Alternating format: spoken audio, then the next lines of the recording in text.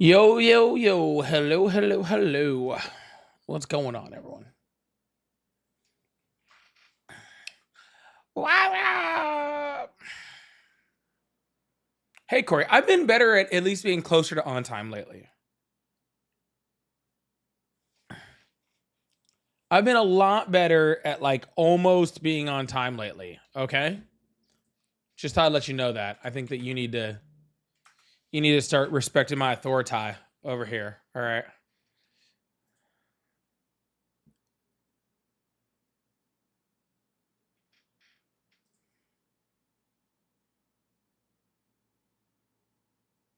I've been pretty good at it. I've been pretty good at being almost on time. Okay. Which I think will come in like super handy for World War III. All right. I think that'll be super, super handy for World War III.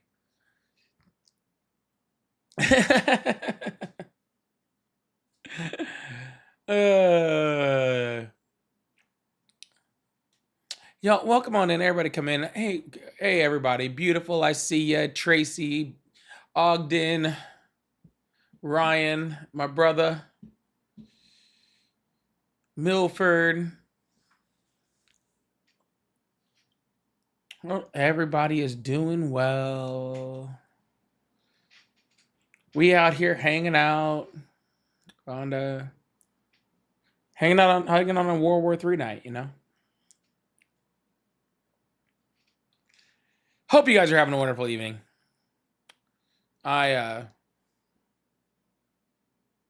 If you still support Trump, you can join the guest request box, or you can jump into the or call on the number. It's above my head.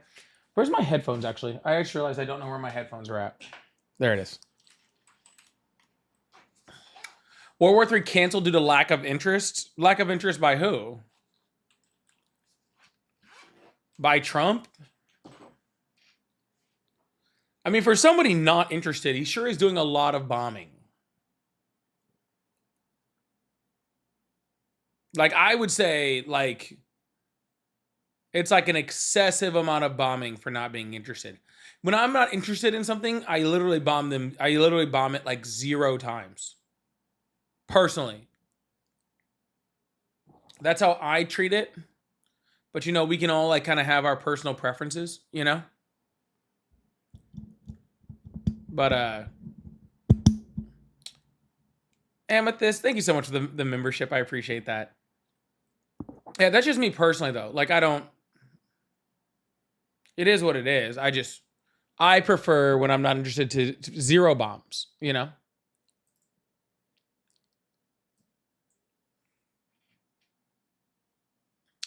Yeah, V Nola's gonna come be on the show. Nola is gonna come. Nola the Progressive is gonna come hang out with me on my show tonight. Uh, a month. That's fine too. Thank you. Yeah, he's gonna come show. He's gonna come hang out on my show with me tonight. Should be fun. So, well, of course, today, if you guys aren't tracking, we're now bombing Iran again.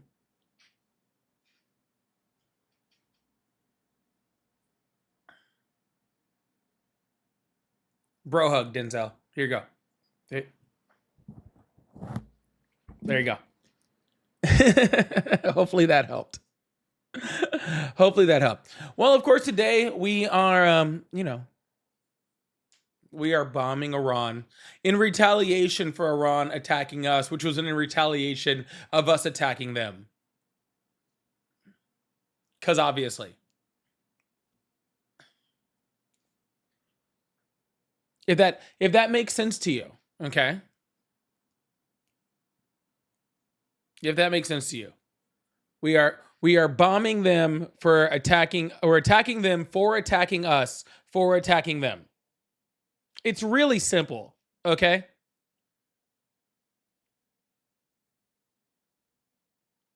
I I don't know what you guys don't get. Okay?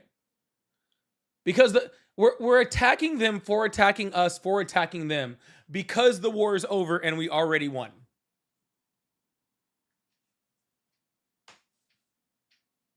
This is like the easiest thing ever. I don't even know why I do this. You know what I'm saying? I don't even know why I do this. I don't even know why I do this. Cause like I don't even know why we're talking about this. Cause the war is over and we won, and also we're attacking in retaliation. So it's perfectly normal. It's perfectly normal. Oh, you didn't hear? So apparently what happened was I think India had a boat. I think India had a boat that they were leaving their ports, and then our Navy attacked that boat in violation of the blockade, and so now we're attacking Iran for retaliating on us attacking the boat. It all makes complete sense. Yeah, on a war we've already won. That's not a war, but we've already won the war. But also, it's not a war.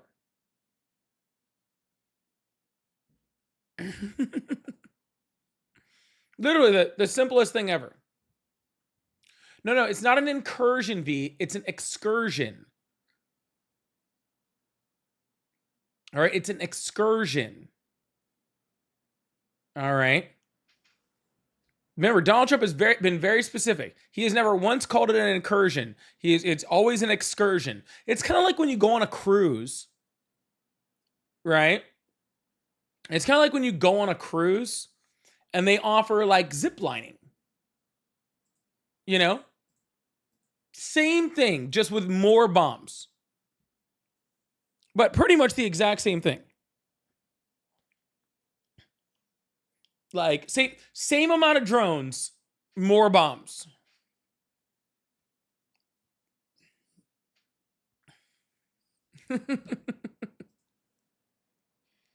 Y'all welcome on in. I really appreciate you guys being here. Thank you so much. Same amount of drones. You'll see exactly the same amount of drones.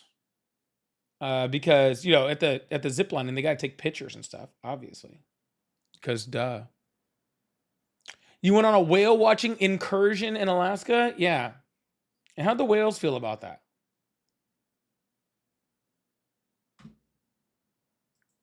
How'd the whales feel about that?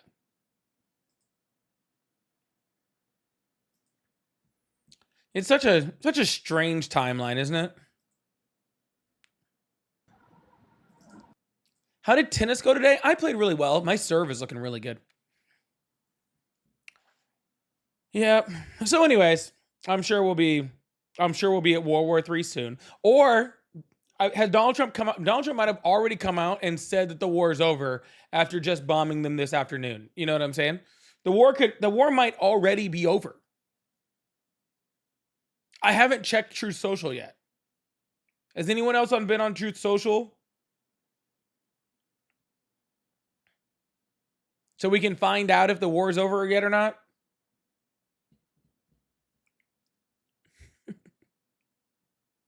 Not yet. We'll get there. I'll pull up Truth Social later, so we can see if Donald Trump has claimed victory for the war, since we just attacked them after they attacked us with no military, because the military, because the military is completely destroyed, right? So there's no way they attacked. Yeah, no, there's no way that they were able to attack us because their military is completely wiped out and completely obliterated. But then we had to attack them for them attacking us with the military they don't have for the war that we're not in.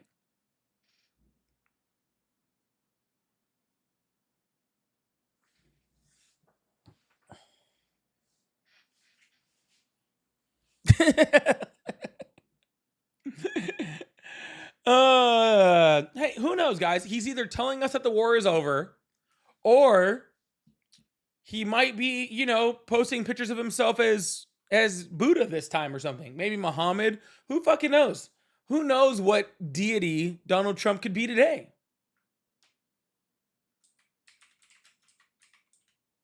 You know? Who knows which deity he could be today? It's really just up in the air.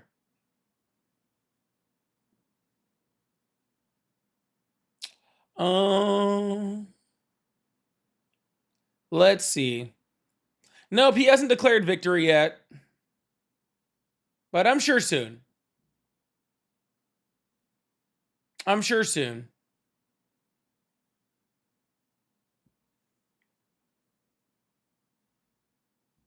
I do find it funny that his only truth about this is, I have just been informed by our great military that last night the Iranians shot down one of our highly sophisticated Apache helicopters while patrolling over the Strait of Hormuz. The highly sophisticated helicopters that were destroyed by Iran, who doesn't have a military, according to him. Just to be clear. Just to be clear, the highly sophisticated helicopter was shot down by the country whose military was obliterated. Just out of curiosity. Just like last time I checked, like when you have like a military that's obliterated, it's like really hard to shoot stuff down.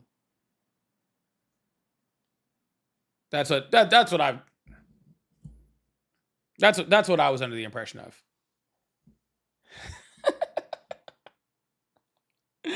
It's so stupid, man. Oh my god, it's stupid. Anyways, y'all, come on in, hit that thumbs up button, tap that screen, whichever one, depending on which platform you're on. If you like support the live, I do have the heart goal up. I'm trying to clear that out of the gift gallery. I'm only on for 3 days today, so so if you guys like to help me clear that gift gallery, help me clear some live gift goals, I'd really, really appreciate it. And like I said, it does go to support me, support all the ventures, support the podcast. By the way, check out the podcast. Linktree, first tab will take you to the podcast. So, yeah. Ooh, excuse me. And yes, Tad, the pilots are fine.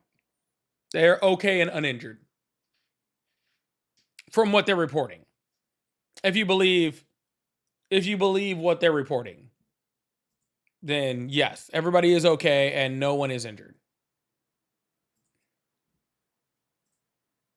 So, which I guess I believe.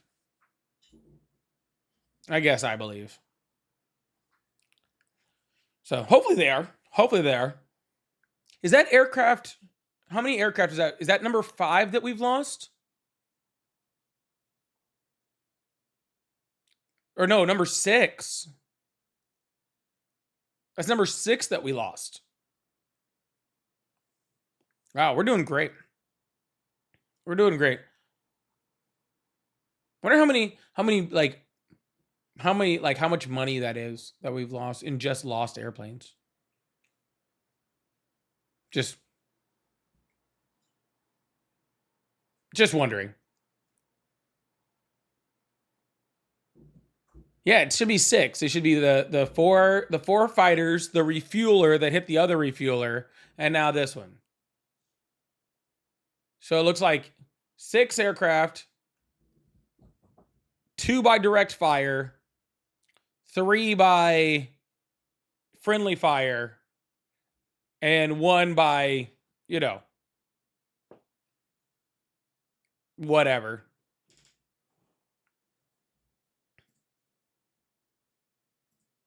One by whatever. I'm not sure.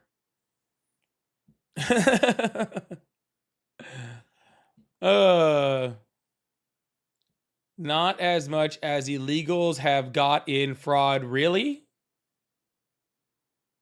Man, I bet you if you could read, you would have a great point.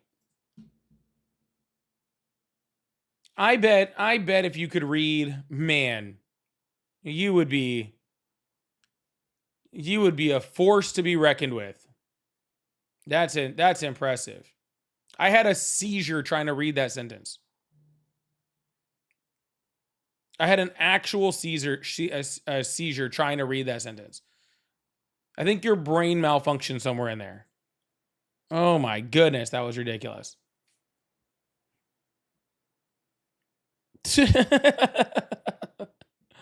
Goodness. Why is it always the illiterate ones? Why is it always the illiterate ones? What's going on, Nola? How you doing? What it do? What it is, brother? Feeling pretty good after a heated back and forth between me and my internet provider. I'm assuming Trump hired whoever does services with Cox Cable, but No, the devil hires Cox Cable directly. He doesn't. He doesn't even waste his time with Donald Trump. I used to have Cox Cable, and it is the worst. I was so happy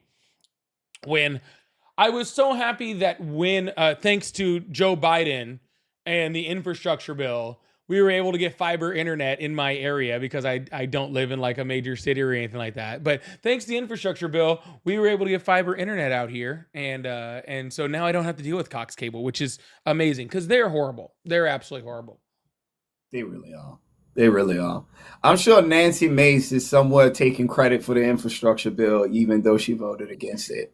Oh, so many Republicans are. There's so many Republicans that are out there taking responsibility for Biden's infrastructure bill after they voted against it. It's quite alarming how many. But yeah, they'll be the same people to be like, "Oh, the infrastructure bill is a waste of money," and then turn around and be like, "Oh, I helped you build these bridges or something." They're so disingenuous. It's pathetic. But Very true. anyways, y'all, if y'all still support Trump, you can join the guest request box or call in on the number that's above my head and we can have a conversation. Until then, I'll just keep making fun of the Iran war thing because it's funny to me. Uh, it's such a ridiculous. We were just talking about the Iran war because I don't know if you heard it. We reattacked Israel or we reattacked Iran today. I did hear about that. I think I mean, first and foremost, it's like I'm pretty sure we all stopped and thought to ourselves when they came up with the idea of a ceasefire. We all knew we would end up back here. I personally think when it come down to, I mean, doing anything with Bibi Netanyahu always just reroutes you right back to war. Like I don't think he has any intention of stopping what's going on in Iran. He wants them removed so nobody in the region can challenge him. He then went to his stooge Donald Trump, got him to send us in there. I mean, it's I just don't see a way while Donald Trump is in office for us to leave, which is very unfortunate. I think at this point, the smarter thing to do is just cut our losses and go. But we don't have smart people in charge. We have Donald Trump, Steve Witkoff, and Jared Kushner, a grown man that looked like he stopped growing at 12. Jared Kushner, you mean? Yeah. Because you can name a few people in the Trump administration that actually applies to.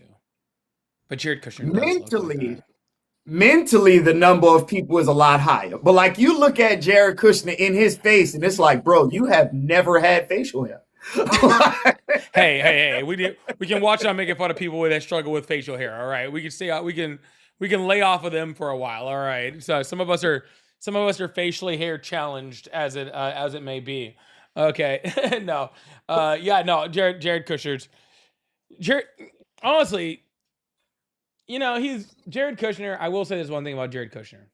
Mhm, He's a slimy little snake, but he's mhm. a slimy little snake that stays quiet. Like he's not one of the he's not like all the rest of these guys who are always on Fox News and like whatever other TV talking about whatever crazy shit they're talking about. Like Mhm. he just quietly just underhandedly steals a whole bunch of money and makes himself super super rich on America's benefit. It's just he just does it quiet. Like no one even like him and Ivanka don't talk either. Like they just quietly just get insanely rich. Like it's wild. Like they're the people behind all the one First Liberty Financial or whatever it's called, the crypto coins, the fucking like the all that stuff. They're Affinity. behind all that. The what you call them? I think it's like an investment company that Jared got. Affinity. I think it's like Affinity Partners or something of that nature. They are definitely silent grifters in comparison to Donald Trump, who like blasted out with a megaphone, like, "Hey, I'm here stealing money." Now, what do you think? because I've been looking at what's going on in Albania to where I don't think they've been quiet enough. Those people are furious. They're trying to burn down the house of their elected official that gave them the permission to buy that island. What do you think about what's going on over there? Because to me, I'm not super familiar with it. Inform me. so I believe the name of the island is like Savay Island. It was protected land. It had some endangered species out there. More or less, it had been undeveloped by regular people. So the people of Albania wanted to preserve that, kind of like a national park or something like that, right? And as we know with Donald Trump, Cezanne, thank you, Lioness. I appreciate that. Cezanne Island. And it's like you listen to the way that Jared and Ivanka describe it. They're like, oh my God, we went there and we couldn't believe nobody developed it. It's like, yeah, that's why. Because they don't want that. So long story short, some way, somehow, Jared cut a deal with the leader of Albania. I'm not sure if that would be technically considered a president or not. I'm not sure what the verbiage is on that. But the leader of Albania cut a deal with Jared and Ivanka to where they can go over there and do it, which infuriated the Albanian population. Like, they hate this. They have been protesting in the streets ever since then. They, like I said, they're trying to like they're throwing Molotov cocktails into the window of their leader's home. Like, they are furious about it because you're taking away a national landmark and giving it to, objectively, I want to say we're maybe like the second most hated administration in the world when you look at the Trump admin. Yeah. So, like, you didn't even give it to a good person, dude. Like, you gave it to trash human beings that are guaranteed to do bad things with it. A national treasure with endangered species on it, undisturbed by the regular fuckery of everyday Americans.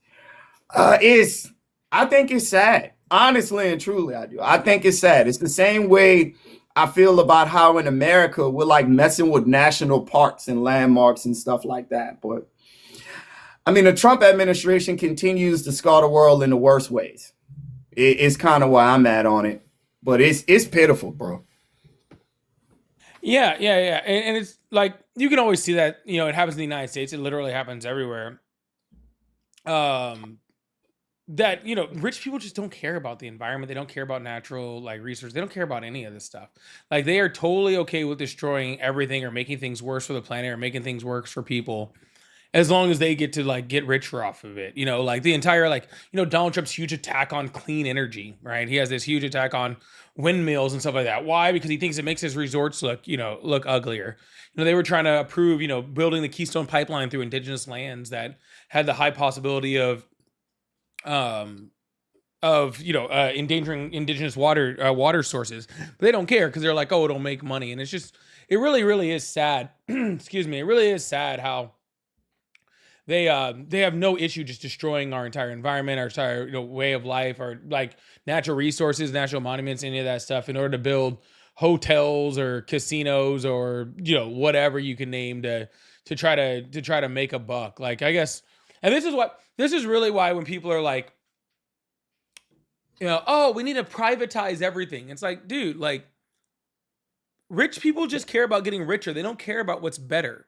They don't care about making things better for people, or I've heard people like, oh yeah, we should the Park Service and everything else. National Park Service should be privatized. It's like, that will be an entire resort in like Yellowstone National Park will be an entire resort city in about, I don't know, in 6 months.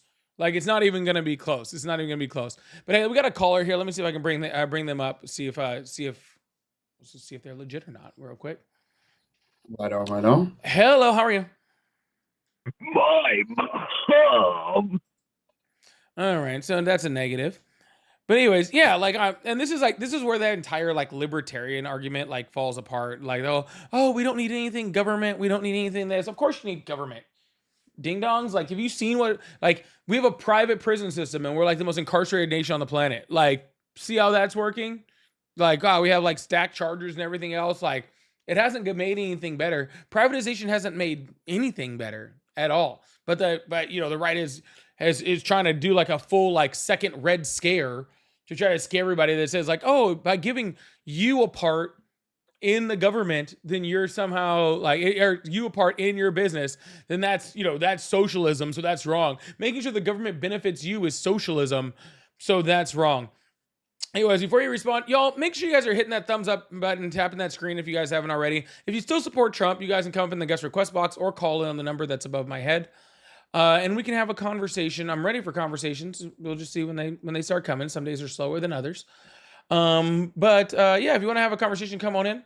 Also, if you'd like to support the live, I do have a live gift goal. The hearts going on. Trying to get 5 of those from like one person to try to clear out the gift gallery over there. Also, make sure you're taking care of Nola over there. And I also have super chats, super stickers, and pay links in the bio. They're all at Polypolitics, just like my name. But yeah, anyways, while we're waiting to see if anybody wants to come up, yeah, it's crazy that it's crazy that the whole idea of just like giving people a piece of their work, actually like equal pay, people that giving people a piece of companies instead of just letting a bunch of oligarchs run things is somehow the rich people have taught dumb people to be afraid of that, and it's crazy. Agreed. I mean, this goes back to like the Reagan administration, which was very big in this ideology. Things like the Powell memo, which was put out there to teach poor people to parrot the talking points of rich people. It's like when you talk about removing regulation and how much better everything would be if we just unregulated everything and untrained businesses. Come on down to Louisiana to where that will equal cancer in your neighborhood. Or you can go out to Iowa to where that will equal cancer through your water. Or you can talk about what's going on with these data centers. Like More Perfect Union just dropped an amazing mini documentary on what's going on with these data centers in deep red Trump counties. That's turning them against him. That's turning people into liberals rapidly. Like the construction of data centers is destroying nearby houses. Sediment in water is ruining HVAC systems and washing machines and refrigerators. Like removing regulation would basically bring us back to like the law of the jungle and might is right. And in the real world, might is money. The only thing that's stopping people that are richer than you from exploiting you is regulation.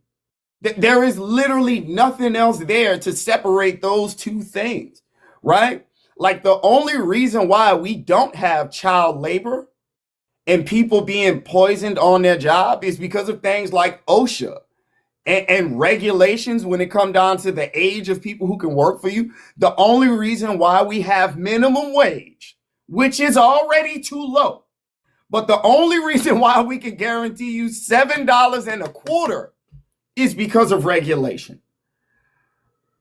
Like all people should be pro-regulation. If you're not, like for instance, maybe Elon Musk, Peter Thiel, Jeff Bezos, it's a reason why people like that peddle the idea that you should never regulate them. Because they understand the courts and regulation is the only thing standing in between you and them. That's the reason why at Amazon you got people peeing in soft drink bottles because they don't have enough time to use the bathroom in the middle of work. They're working them so hard, right? So yeah, I think we haven't regulated nearly enough. And personally, I believe with the right regulations, we can start to curve people's ideas back towards understanding that it's a good thing, right? Like I think you can have so many people buy into like this libertarian nonsense because we don't have the right regulations. So people just feel like it's all a failure and it's a wash. They don't even want to think about it anymore, you know? Yeah, like I think Amazon is a great example of that. Like you brought up Amazon and and deregulation and union busting and all the other stuff that that companies like that have tried to do. But I mean, look at COVID. COVID was a perfect example, right? Mm-hmm. COVID was a perfect example of what private companies will do to their people that actually use their products, if given the full availability, to do whatever they want without regulation, right? Like they had the full opportunity to lower price. They had to raise prices because of inflation. That's not a question. I'm not denying that happened, right? Mm-hmm. They had to raise prices, and they easily could have lowered those prices, but they didn't, right? They made people suffer. They made people who are on their last legs suffer to get groceries, to get food, to be able to get necessities, in order to accommodate their bottom line. That's it, right? Just in order to accommodate their bottom line and nothing else. They kept prices higher. And then you had like grocery store, you had places like Kroger who admitted, yeah, we're price gouging the shit out of everybody, right? We're price gouging the shit out of everybody. And other companies came out. I believe Target said at one point that they were doing some forms of price gouging, and it was a whole bunch of other companies. Right now, we could have had regulation in that spot. We could have had regulation to try to contain that. That way, people. I mean, no different than down in Florida. I'm sure Louisiana has the same thing where we have anti-price gouging legislation that stops like gas stations from charging 10 times the amount of gas in order to, during a hurricane, because it becomes a necessity. We could have easily regulated for the same type of thing. We like the same, the same type of thing. Like, hey, we have a pandemic, people are suffering. You're not allowed to raise your prices over a certain amount. But they were so busy just trying to get the companies restarted, right? And saying like, oh, we got to get the economy running. They got to get the economy running. They got to get the economy running. That they allowed the companies to just do whatever they want instead of actually regulating them. We're seeing that very, very big with and I don't want to go too far into it, but we're seeing that right now with the USDA, right? We're seeing that with screwworm. We're seeing that with Health and Human Services. We're seeing that with the CDC when it comes to measles, when it comes to Ebola. We're seeing that with multiple different diseases and things that could easily be solved, that people don't have to be dying over. But when you put the wrong people in, when you put idiots in that are gonna, that want to deregulate everything, then that's what we end up with. I agree. And I almost feel like that's the vibe for the entirety of the Trump campaign. Like mass deregulation of all things. They started off by allowing Elon Musk a great replacement theory peddling ketamine addict from apartheid South Africa, bought a government seat from Donald Trump and basically stripped apart everything that he could get his hands on, including, I think it was like 11 different departments that were investigating him directly. Everybody who was directly trying to regulate him, he tore their companies apart. And as a result, we now have him as a trillionaire. I think with like this latest thing that he just did with Tesla. He's officially a trillionaire. But even like small things, we just had tax season. A lot of people don't realize like you would have had, well, no, I'm not going to go in that direction. That'll be a pivot. But either way, like the FTC, let's put it this way.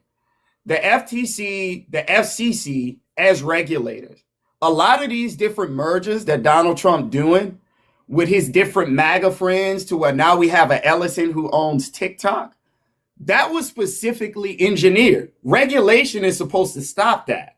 It's a conflict of interest for Donald Trump to sell TikTok to the Ellisons like he did. Most people don't know that when the Ellisons bought TikTok, they paid like a 70% fee directly to the White House for the opportunity to own TikTok. That's the type of things regulation is supposed to weed out. Like, I'm a massive fan of Lena Khan, who was the FTC, I think like the FTC director under Joe Biden. Yep. Very, very smart lady.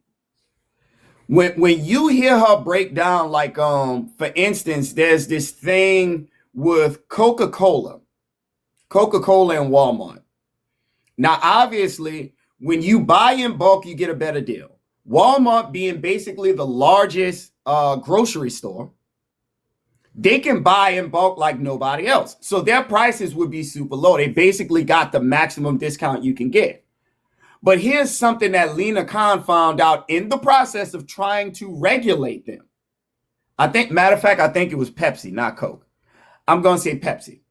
So what she found out was in order to ensure that Walmart always had lower prices than everybody else, not only were they getting a bulk buying discount, but they were actually overcharging other people just to make sure their prices could never touch Walmart's. Yep. When you don't have regulation, you have that. That's Yeah. the free market that they tout. My fault, brother. You got it. No. I was just adding on. You're rolling. I was just gonna add on like the stripping of the Consumer Protection Bureau, right? Like these, like specifically, like, you know, because you were talking about the FTC and you were talking about other stuff like that, and I just think it's like really important that that's one of the first thing the Trump administration did was deregulate things that are built to protect the consumer, right?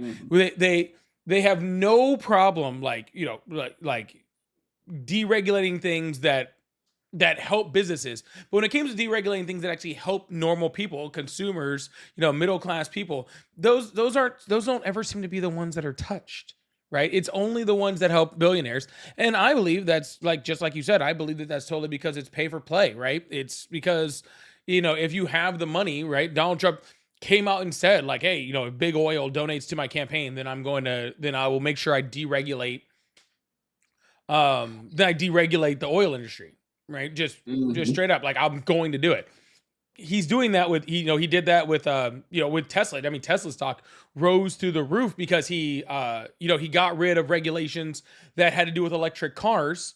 And so therefore Tesla became the only car on the market and their stock went through the roof, even though it was taking away some like subsidies, but those subsidies were actually helping smaller companies to be able to compete with companies like Tesla. And now none of those were in there, right? So it's always just up. It's never down. It's always just in one direction, which I find, I can't say surprising. It's not surprising, but just distressing. Real quick before we go any further, y'all, again, if make sure you guys tap that screen, hit that like button. If you guys still support Trump or you're a Republican, you can call on the number that's above my head, or join the guest request box. Yes, confirm. Thank you so much for the flow state. Andy, thank you so much for the hound. Luca, thank you so much for the $5 super chat. Said District 1 in Florida, where I'm at, is trying getting data centers. Fuck that nonsense. Yeah, that seems like the type of place that would get data centers. Honestly, that's District 1 is a shit show. That's for damn sure.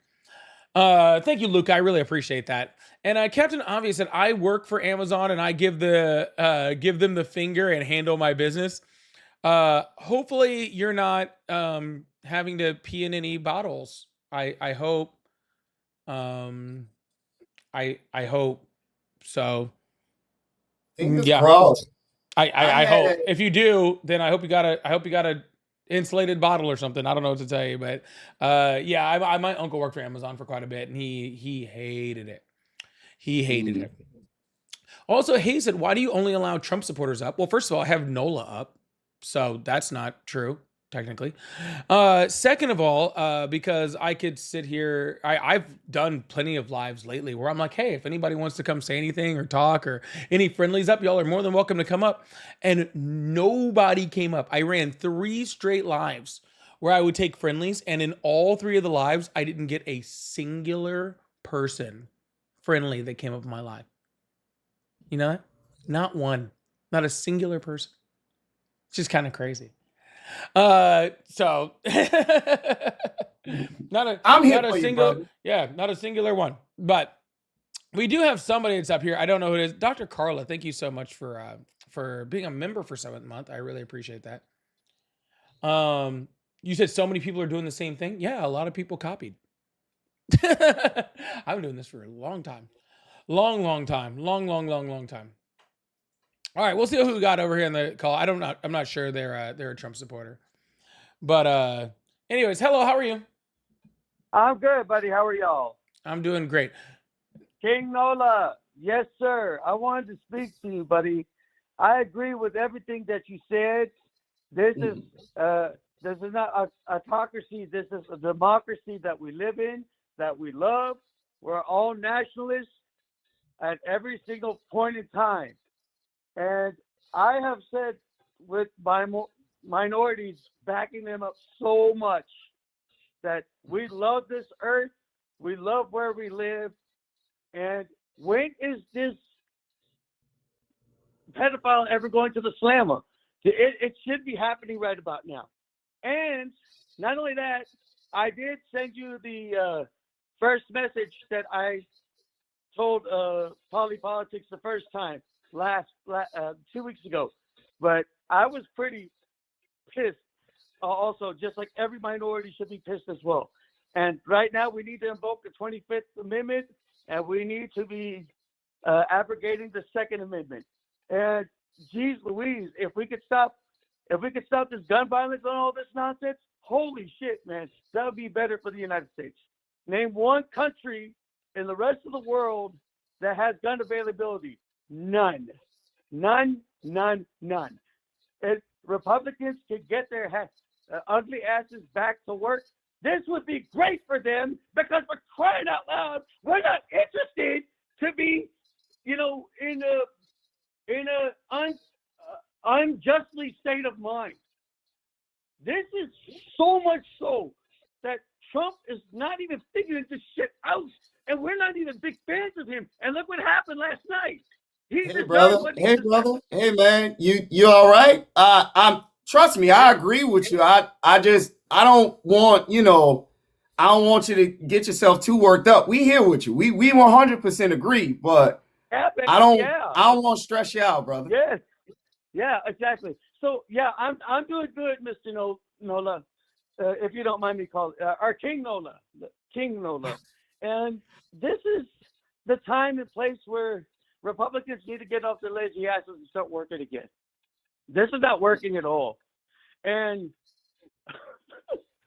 and like I said the last time, minorities, please. We are very good people to work with. We are very good people to be friends with. Come on. Has everybody forgotten the song, Wah, Who, Yeah, what is it good for? Absolutely nothing. Good God, y'all. So let me answer a little bit of the questions that you was asking. You said, when is Donald Trump gonna face penalties, and when are we gonna see more regulation? My genuine answer to that, brother, I think the quicker we all mobilize and make sure we vote in progressives, the quicker we can get to that. That's the best timetable I can give you. The quicker we can replace these like fascistic Republicans and lazy Democrats with people that actually want to come in, that want to be receptive, that want to take money out of politics, that want to codify women's rights to their body, that want to make our voting rights permanent. The quicker we get to that, the quicker we'll get some of the things that you're mentioning. Right, exactly. Because the minority people are giving a lamb, and at least they're giving a damn about the country. We're at least helping all, especially American white people. I mean, geez Louise, have you seen the stories nowadays? My God, they have gone further and further, still thinking this is the 1920s when this is the 2030, for crying out loud, and we're still going to systemic racism? Oh, hell no, buddy. Hell no. Yeah, hell no. All right, I'm going to drop you, because if I hear you say the minority people one more time, I don't know what I'm going to do. I don't know what I do. If I had to hear you say the minority people or the minorities one more time, I was going to think you got a hood in your closet. Okay? So, I don't really know what just happened there. I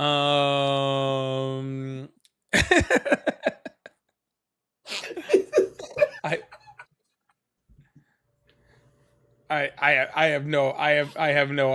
I have no idea. The minority people was getting me. I'm sorry. I couldn't. I don't. It's like I don't even think, like, it just felt racist. I'm not saying it even was. But it just felt, it was kind of like that old like Dave Chappelle skit where it's like everybody knew when you walked through the goddamn door that you was gonna order the chicken. Like, you're like, damn, like, like that's kind of what it felt like, like, I don't like yeah. He didn't say it correct, like he saying anything racist, but it started to get there after a while. I was like, all right, this is a couple too many times. And there you go, Hayes. We had, I think, a friendly up. I believe that was a friendly that was up there. I think they were friendly. I think his intentions were good at the okay. All right. Yeah. I believe you're correct. I'm not positive on it. But I'll take it anyway. Yeah, he was an unfriendly friendly. I think that is a great way to put that. I think that's a great way to put that. No, but like, I am waiting for a Trump supporter or a Republican to get up here. They are running scared a lot these days. And I don't blame them. I wouldn't want to have to explain still supporting Trump now either. So that's like at all. So, I mean, I have no problem. Like I said, we're not going to leave you up there forever. But if you have any questions for me or Nola or questions about things that are going on, or you want to have some clarification about something, whether that's Iran or screw worms or, I mean, hell, whatever the heck you want to talk about, you're more than happy to call in or join the guest request box. I'm sure that Nola and I both wouldn't mind having a conversation with you. And yeah, that's totally cool with me. Unless you might know, are you already? Are you only looking for combat, or are you cool to just chill? I'm up for it, and even beyond that, like as a progressive, I choose violence in all political conversations. So, like, even if you are friendly, like this would be a fun conversation since it seemed like we all on the same accord. What do everybody think of Graham Plattner? I personally am a Graham Plattner supporter. I know for some people they lean a little bit more into the stories that they've been running lately. I think when you look at people like Zoran Abdul El Said, Graham Plattner is forecasting a soft, like a Cold War in the Democratic Party. Between the Kennedy said Graham won the primary. Of course he did. Absolutely he did. Because he's actually doing his job. But like we have some people in the Democratic Party that don't like him. Some people are kind of intimidated by the stories that are coming out about him, which really, for the most part, don't have anything to do with how he would govern. Like we're spending time bringing up the fact that he had marital issues years ago. It's like I personally feel it's just like pearl clutching, dude. That's all it is. It's a whole bunch of pearl clutching, right? It's this.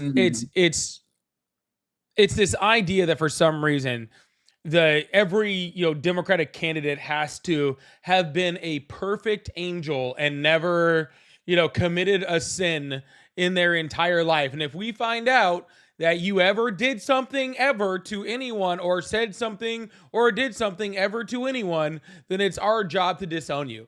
And it's like, dude, what you end up with when you have that is either people who haven't lived, right? Because if you've lived, you made mistakes, right? So like if you've lived, so what you end up with is a bunch of people who've never lived, so they don't actually connect with anybody, right? Or they have people that are really, really good at hiding what they do. Those are the only two examples, and neither of which I want to be running like a political position that's where I'm at, like period, right? So like Graham Plattner had the tattoo, and they're like, oh, there are some like, supposedly, I've never heard of them prior to this being like a white supremacist tattoo, but I did hear some people saying that. And he was like, oh shit, dude, I didn't even know. Like I got this back in the day when I was in the military. I had no clue. Let me fix this right now. Like my bad. Like he didn't try to cover it up. He didn't try to make excuses of. You remember when they found out about Pete Hegseth's tattoos? And immediately he just tried to make some excuse, right, for it. Platter didn't try to make an excuse for it at all. He was like, yeah, shit, dude, I got this. I had no idea what it meant. And that's totally on me. I'm going to get this covered up immediately. And people are like, oh no, we got to stay away from like, bro, like, young dudes in the military get some of the dumbest fucking tattoos you ever see in your entire life. Okay? It is not surprising that somebody got a dumb tattoo in, when they were young in the after joining the military or something like that. It's not a crazy thing. So just be a person about it. That's all. And he was.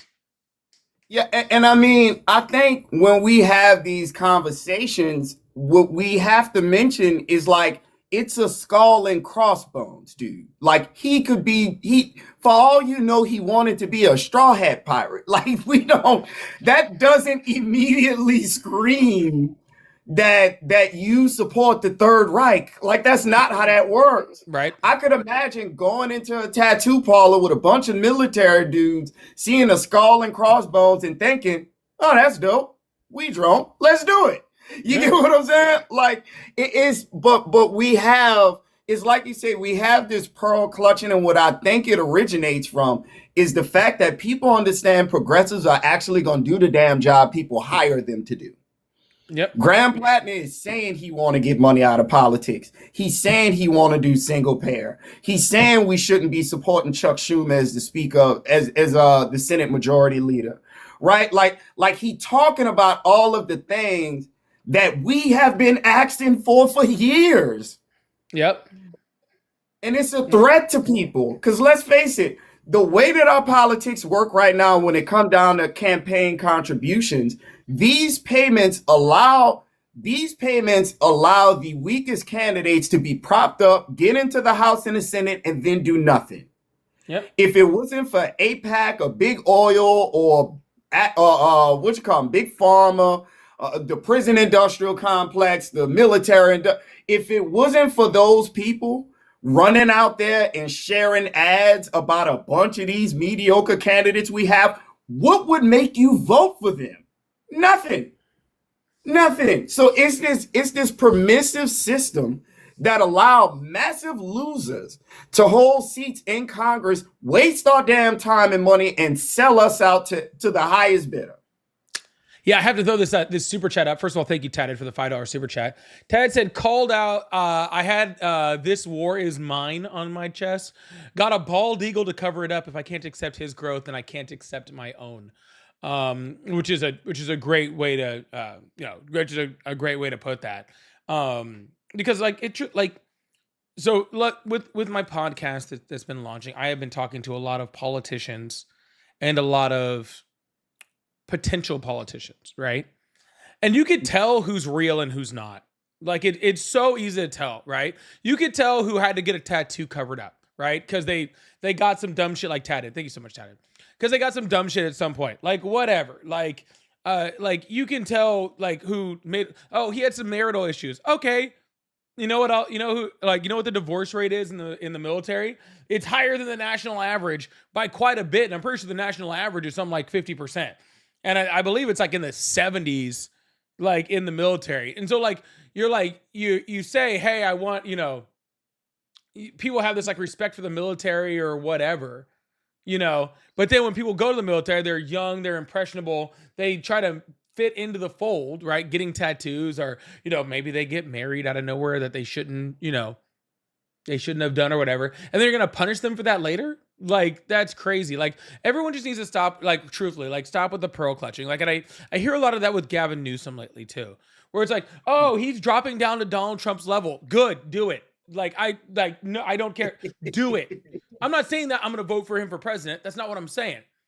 I'm saying that it's okay. Someone needs to go down to his level and start fighting him. You know what I'm saying? Somebody needs to just talk shit back, dude. Because that's what happens with bullies, right? If you have a bully and you just let them continue to just bully and bully and bully and bully and bully, and you're just sitting there like, I will be greater than thou, then they're just gonna keep bullying. Somebody's gotta like put their foot down and go like, fuck you, dude. Like somebody's gotta put their foot down and just start punching low. And I'm glad Gavin Newsom did that. Again, I'm not saying that I'm going to vote for him in 2028. I actually would have a lot of questions before I voted for. Well, I have a lot of questions for no matter who I'll end up voting for in 2028. Right? It doesn't really matter. It doesn't really matter who it is. But for right now, this is what is needed. And the fact that it gets under Donald Trump's skin so bad shows that it's working. Right? Mm-hmm. The way that it gets under like Fox News's like under Fox News' skin, where they'll defend everything that Donald Trump says. everything that Donald Trump says. But when Gavin Newsom does the exact same thing, then they say that, oh, it makes him unpresidential. He does 10% of what Donald Trump does, and it makes him unpresidential some reason. It's a joke, right? So what I'm saying is like the Democrats, like they have to stop pearl clutching so bad. Like we don't need to go into everybody's, Xbox Call of Duty, chat from 20 years ago and see if they said something like racist or something. Like I don't care. Like go for it. I don't give it. Like I don't need to hear that. It's not that serious to me. Like if they said something and they got better, awesome. If they learned and progressed as human beings, awesome. Isn't that what we all should be doing? Isn't that shouldn't we all be trying to make ourselves better people? I don't know. I'm gonna let you respond to that, but I gotta read this. Captain Obvious, thank you so much for the $5 super chat. Said, is the house back in session? My bandwidth is shit, and it's especially like when MAGA was crashing Grindr. I don't know, man. If you're in the DC area, you might be screwed. So just let you know, I would not try Grindr near a Republican convention or anywhere where there's a lot of Republicans, because they A, don't have very good internet, and B, they're crashing stuff. Jeff said, L progressive centrists are the way to go, and then Ryu says, boo Jeff. Sorry, I gotta agree with Ryu on that one. Yeah. You can go ahead and respond, man. Absolutely. I mean, here's what I'll definitely say as a dude that I will openly admit used to be very ignorant, which, just in case nobody else knew, is how we all start off. Like one of the things that I like most about being politically active nowadays is you start to embrace a lot of information that you otherwise just would not see. Right? It opens your eyes to so many different things that you could have been insensitive to or more empathetic towards, or things that you could advocate for more that you just wouldn't know. Like you would be, I think of the world like this. The vast majority of people in America are in a very rough place right now. If you have a car note that you behind on, 2 jobs you need to work, rent that you behind on, student loans that you need to pay, mouths to feed, a spouse to buy gifts for, etc., etc. It's hard to be interested in the outside world, man. Like a lot of our people are super overstimulated, man. And I'm not trying to give excuses for Stephen Miller, right? Like he knows he's evil. But for the average everyday person, I think like you can fall in, it's not unusual for people to fall into this pattern of being like unconsciously stupid or unconsciously insensitive, I guess is the phrase that I would like to use. All of us are like that, man. Like it was eye-opening for me to get into topics like women's rights as a guy that did not grow up with a lot of that conversation, right? Like when you learn about things like women being kept alive in Atlanta to serve as an incubator for an unborn child, or how in Florida a woman was weighing the options of getting a C-section. She said she didn't want one, and they wheeled in a computer with a judge. Yep, saw it. To try to force her to get a C. Like, if you don't hear about that, maybe when you hear about women's rights, it don't hit the same to you because you don't have that context. Like when we talk about trans rights, the same people that studied the Third Reich in Germany are saying we're in the beginning phases of a G-side in America on trans people.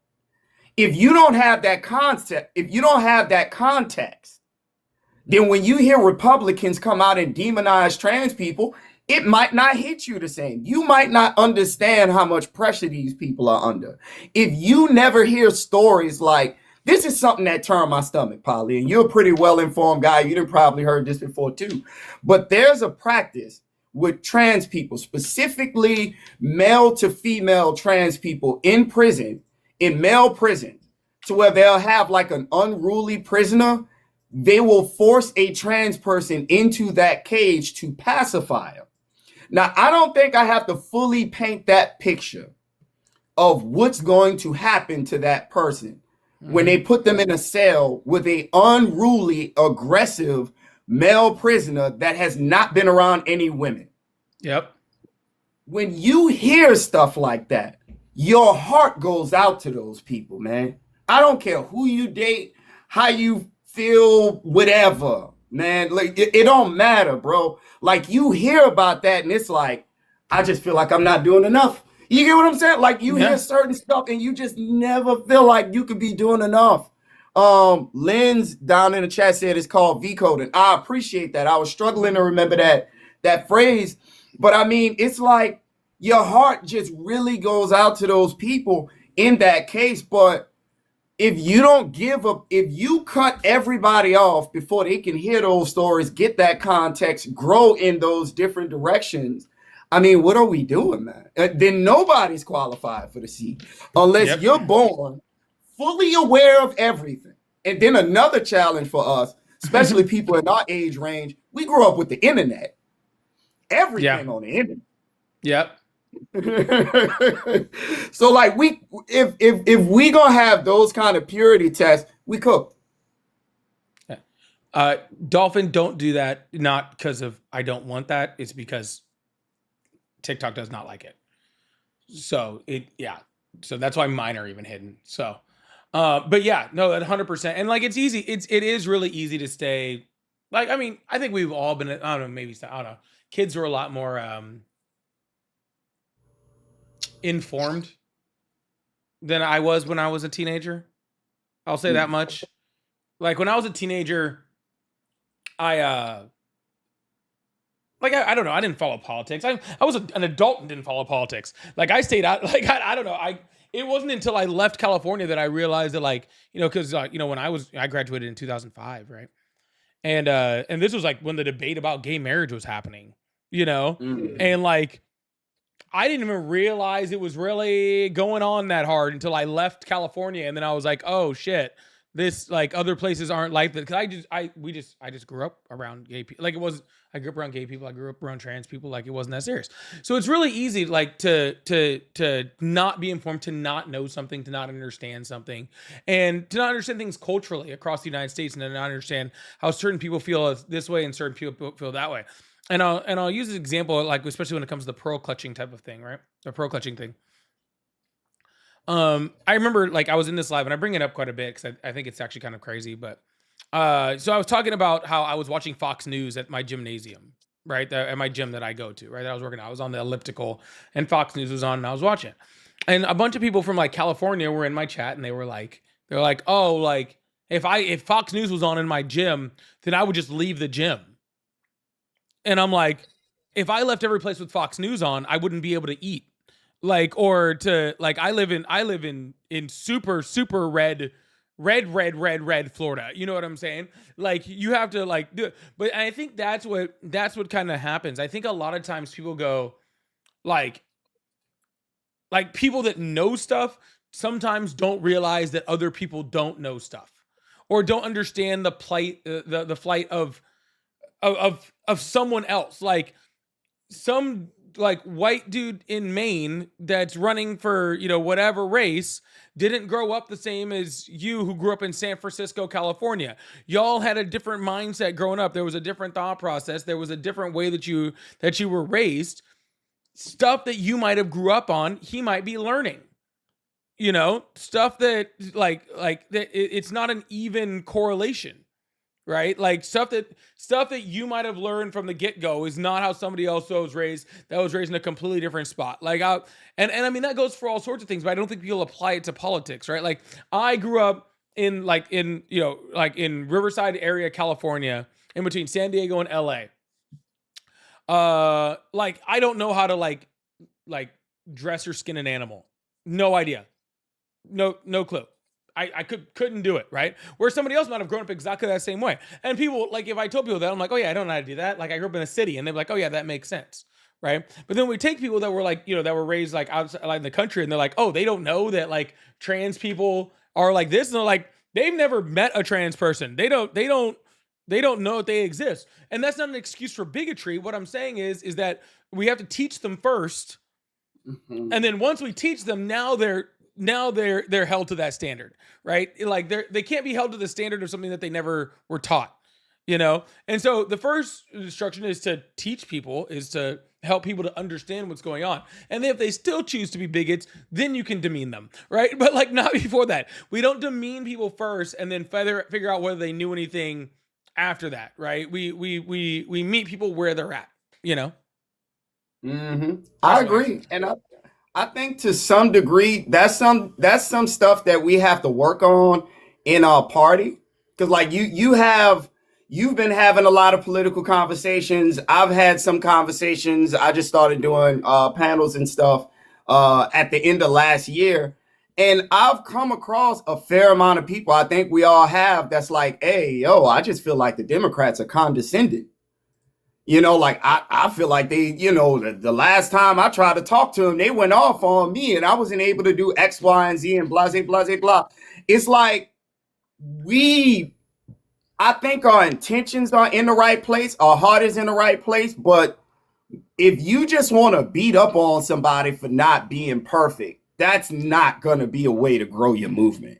Like, you're going to start to turn people away just from like the browbeating and the verbal abuse, right? It's a matter of how, like you said, how do we inform people? Because let's face it, everybody have a blind spot.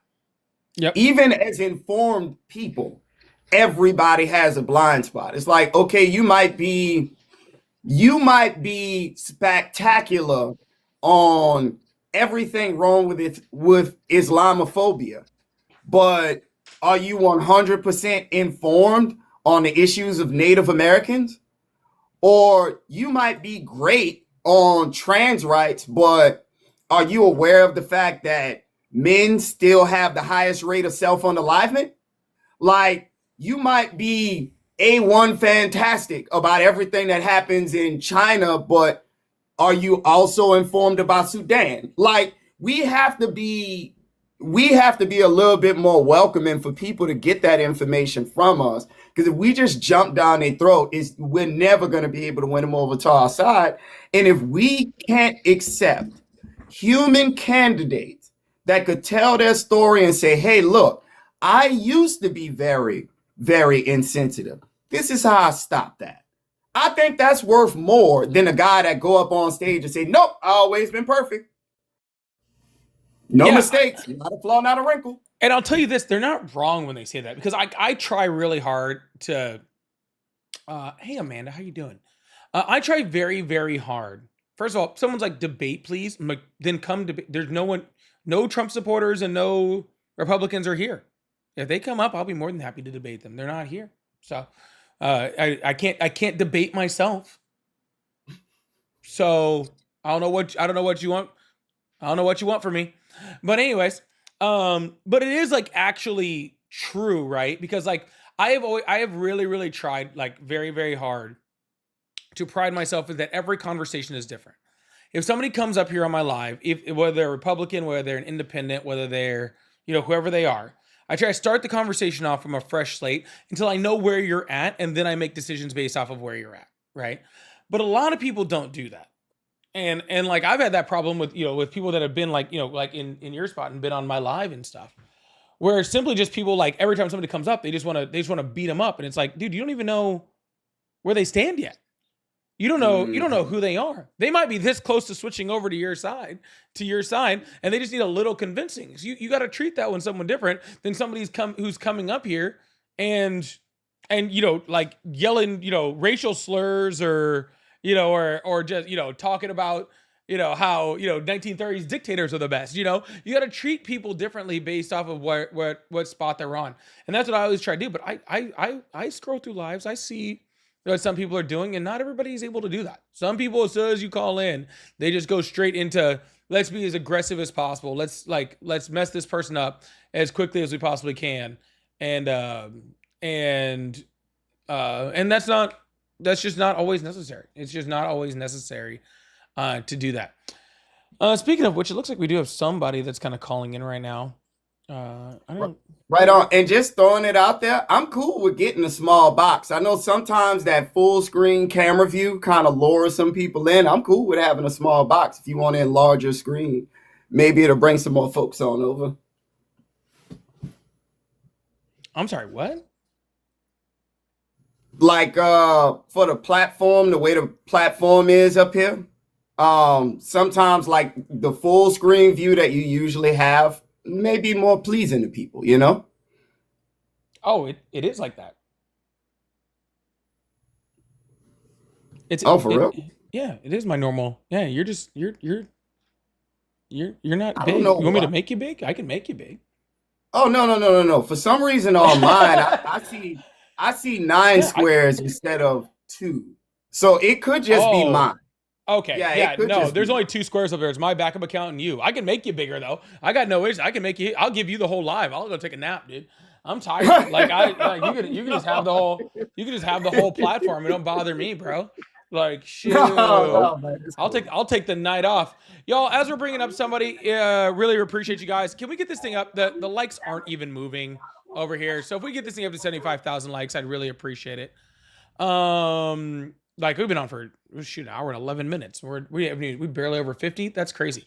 And if you guys like support, again, I do have the live gift goal. I'm trying to get like 2 DJ glasses that would clear that out of the gift gallery. I don't think we've cleared anything out of the gift gallery today, and I'm only on 3 days this week, so I'd really like to get on that.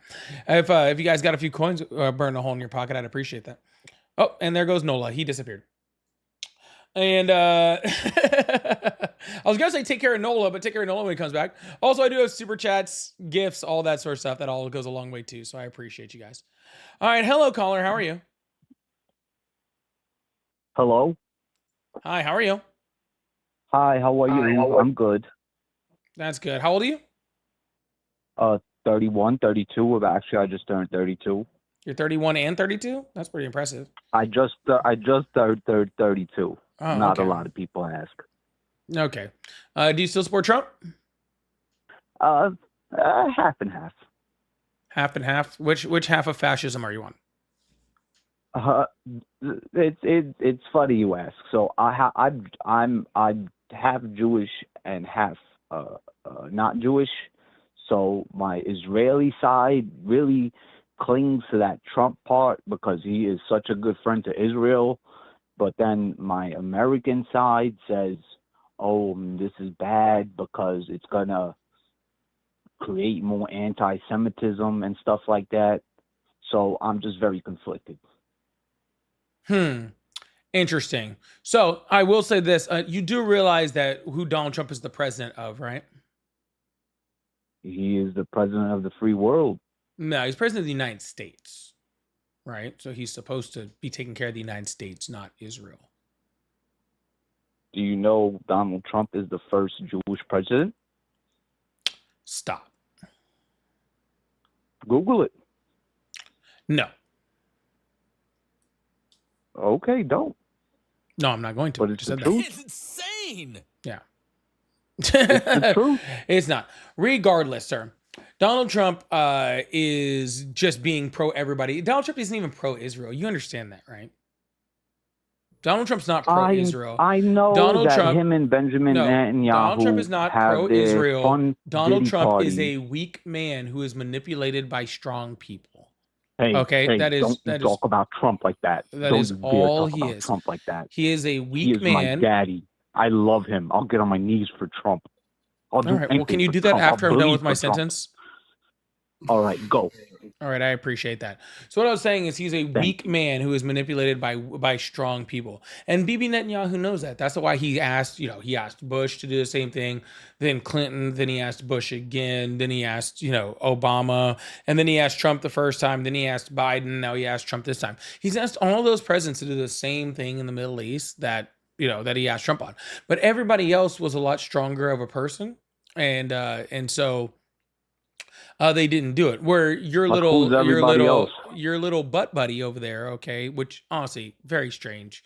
to be 31 and also 32, and also be trying to go down on a man who is almost 80 and not in good health with a small peepee.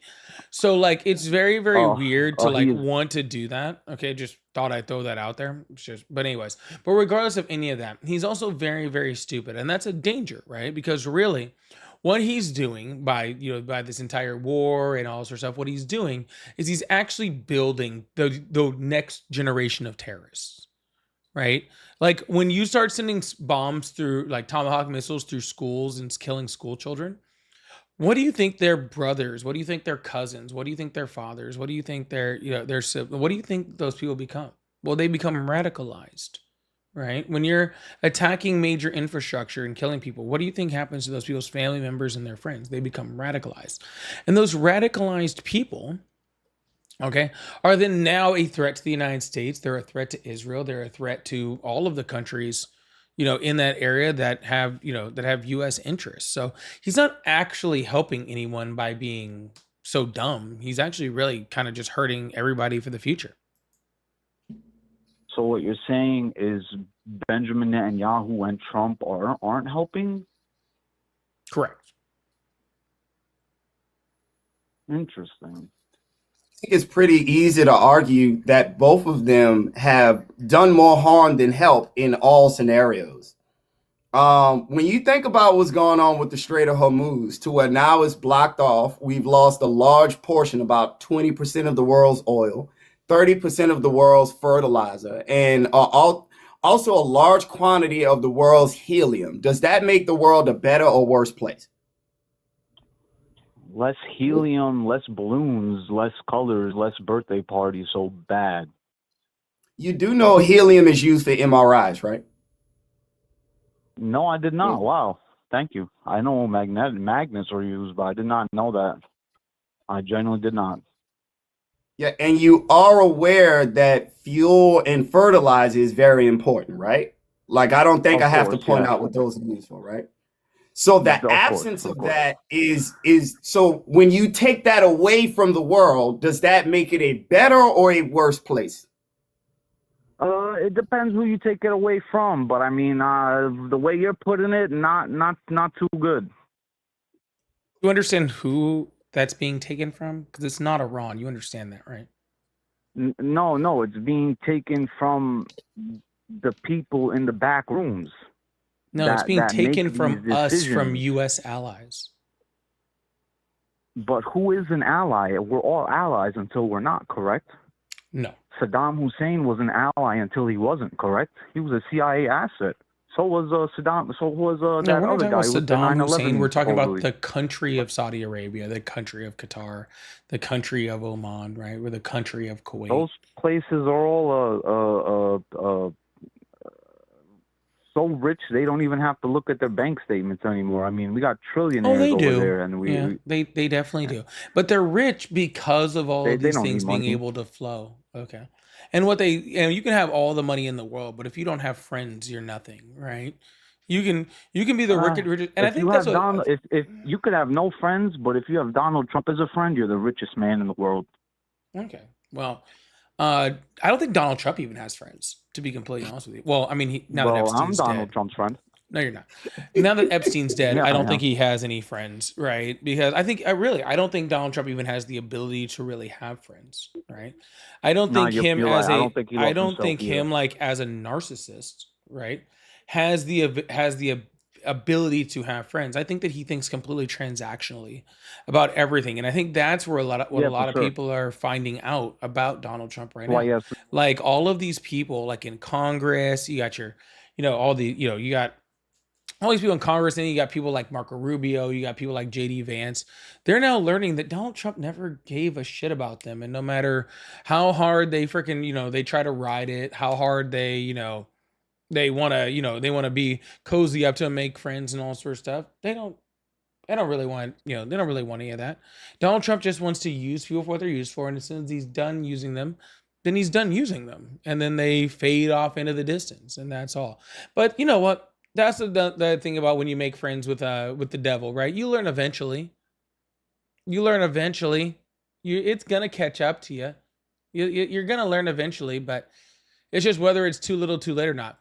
But hey, sir, I'm gonna let you That's get back to like staring at pictures of Trump and Yeah, doing whatever I'm you gonna got to go do below Trump personally. some. I'm gonna go. Okay. Well, I'm gonna let you go back to imagining that you could do that. Can you imagine like wanting to like be sexually active with an 80-year-old man whose skin falling off and failing, right? Like somebody who just like shits himself all the time, and you're like, man, I wish I could do stuff with him. That's weird. That's very weird. Paulie, you're eating. I'm sorry, I didn't ask you to eat while we talked about this. Okay, I didn't bring up the subject. That's the dude that's talking about freaking having tiny mushrooms for dinner. That wasn't me. All right, like Imagine the cankles. Like, what role do cankles play in erotica? all they play. There's so it's so much. Cankles are a very very serious part of this whole thing. Yeah, 100%. We're gonna see who we got over here. I appreciate y'all. Thank you guys so much.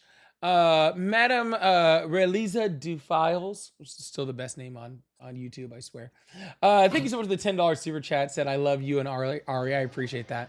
Also, yes, confirmed. Alex, Andy, XX, Elizabeth. Thank you guys all so much for the gifts.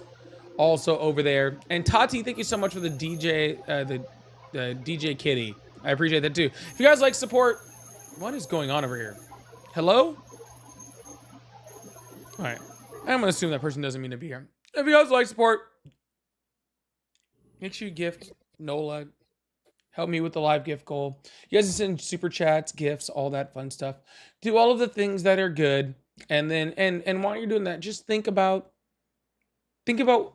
where you could be in a room with Donald Trump right now, naked, right? And we are providing so much better entertainment than that. Okay. So I mean, in comparison, we might be the best form of entertainment that's possible. Also, Lindsay, thank you so much for the $8 over on one of the blue apps. I appreciate it. So love your work. Keep educating people. Lindsay, which I love the way your name is spelled. It's really, really pretty. So I don't think I've ever seen it spelled that way. So it's really cool. All right, we're going to see who we have over here. Over here. They couldn't pay you to be in a room with him. That's the only way. We are Charlie Kirk. That's the sad part. That's the only way Donald Trump can get someone to be naked in a room with him is by paying for them. Right? Rest in peace, Stormy Daniels. She's not dead. She had to experience that. She passed away. I was like, whoa, damn! I did not know that. I mean, mentally after that night, I assume. So, yeah, Hello, how are you? All right, no one's there either. Yeah, Corey, you can't watch her anymore. You were a big fan prior. Corey's admitting a lot. Okay. Yeah. That's right, Neely. That's 100% right. That entire $1.776 billion should go directly to Stormy Daniels because she needs that minimum in restitution. Like that's I completely agree. Like she needs at least that in restitution. I feel so sorry. But look at what he did to Melania. Corey said that's the one thing I typed that you read.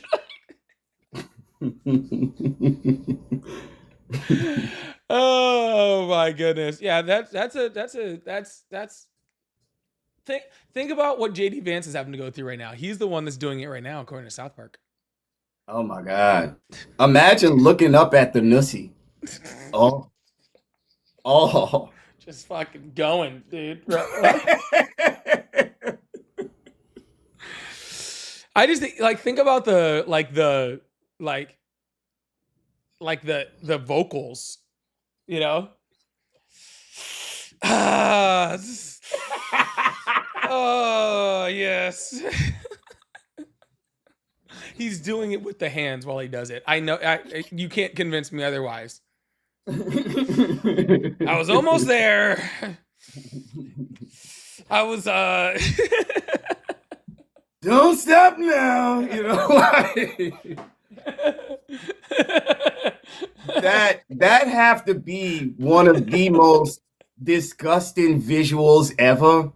But hey, I also have like the ongoing theory. I feel like the hand thing is like Republican hypnosis or something. It's like that's why people somehow can believe him still. Once the hands start moving, it's like they're under a trance or something. Yeah, it's oh God, knock it off. That's probably what they're telling to Donald Trump also. I I like how I'm catching way too many people at dinner right now too, and I just ruined like they spent so much time cooking and I just destroyed their entire dinner. Isn't that sad? Hello, how are you? Hello, how are you? Good. How was middle school?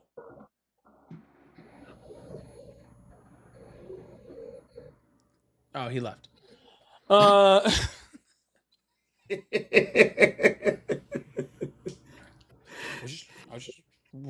was just wondering how if he had a good year finishing up 7th grade. I was trying to be polite. You know, I was trying to be polite. Whatever. Stop. I can't stop, won't stop. Can't stop, won't stop. You're gonna be sitting around watching Netflix later or whatever, and you're gonna be thinking about, I was almost there. It's the biggest you've ever seen. I had it out, and there was these burly men, and they were crying with these big beards, and oh, they were such burly men, and they were like, "Wow, that's the biggest I've ever seen."